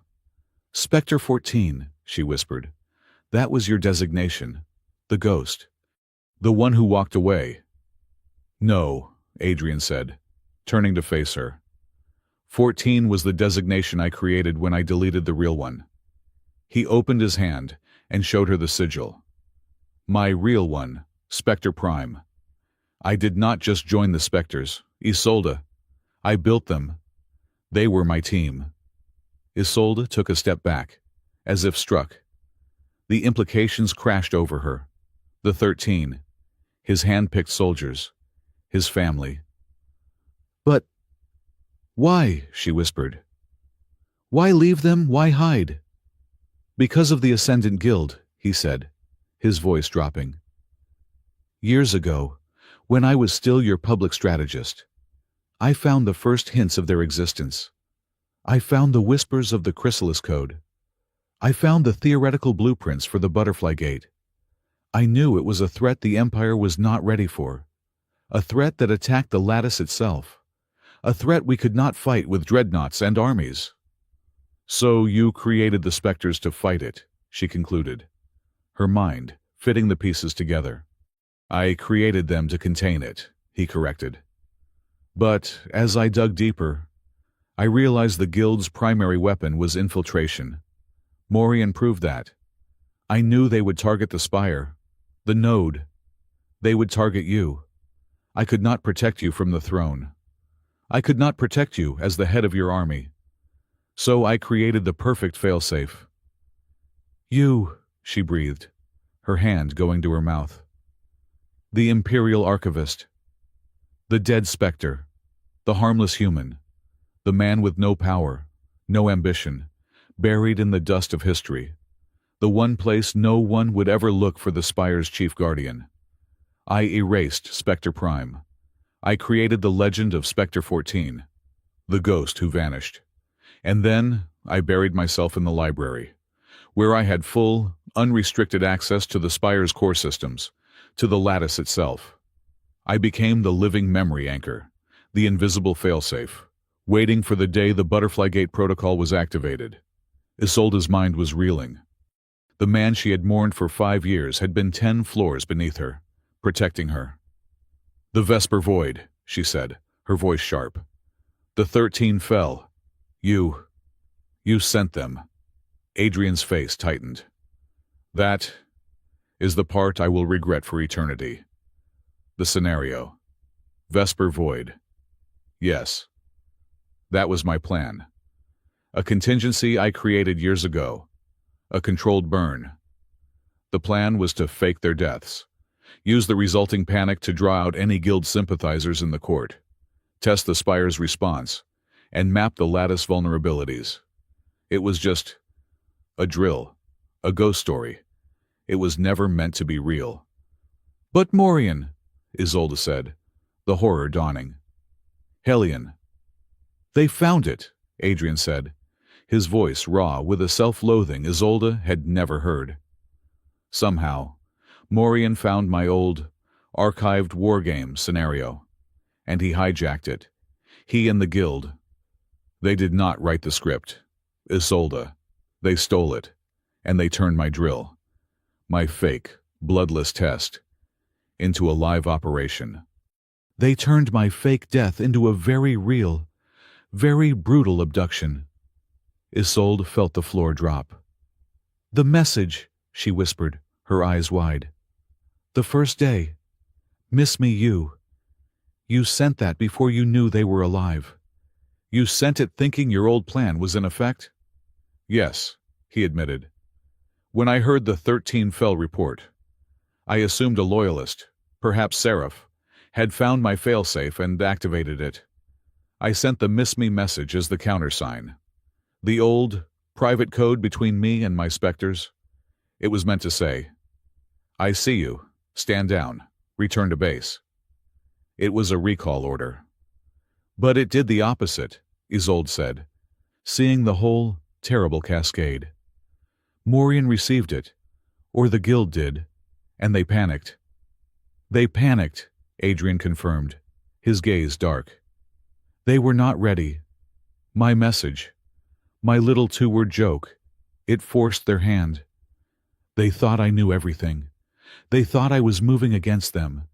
So they accelerated their entire timeline. They activated Zarth. They triggered the ultimatum. They showed their entire hand, all at once.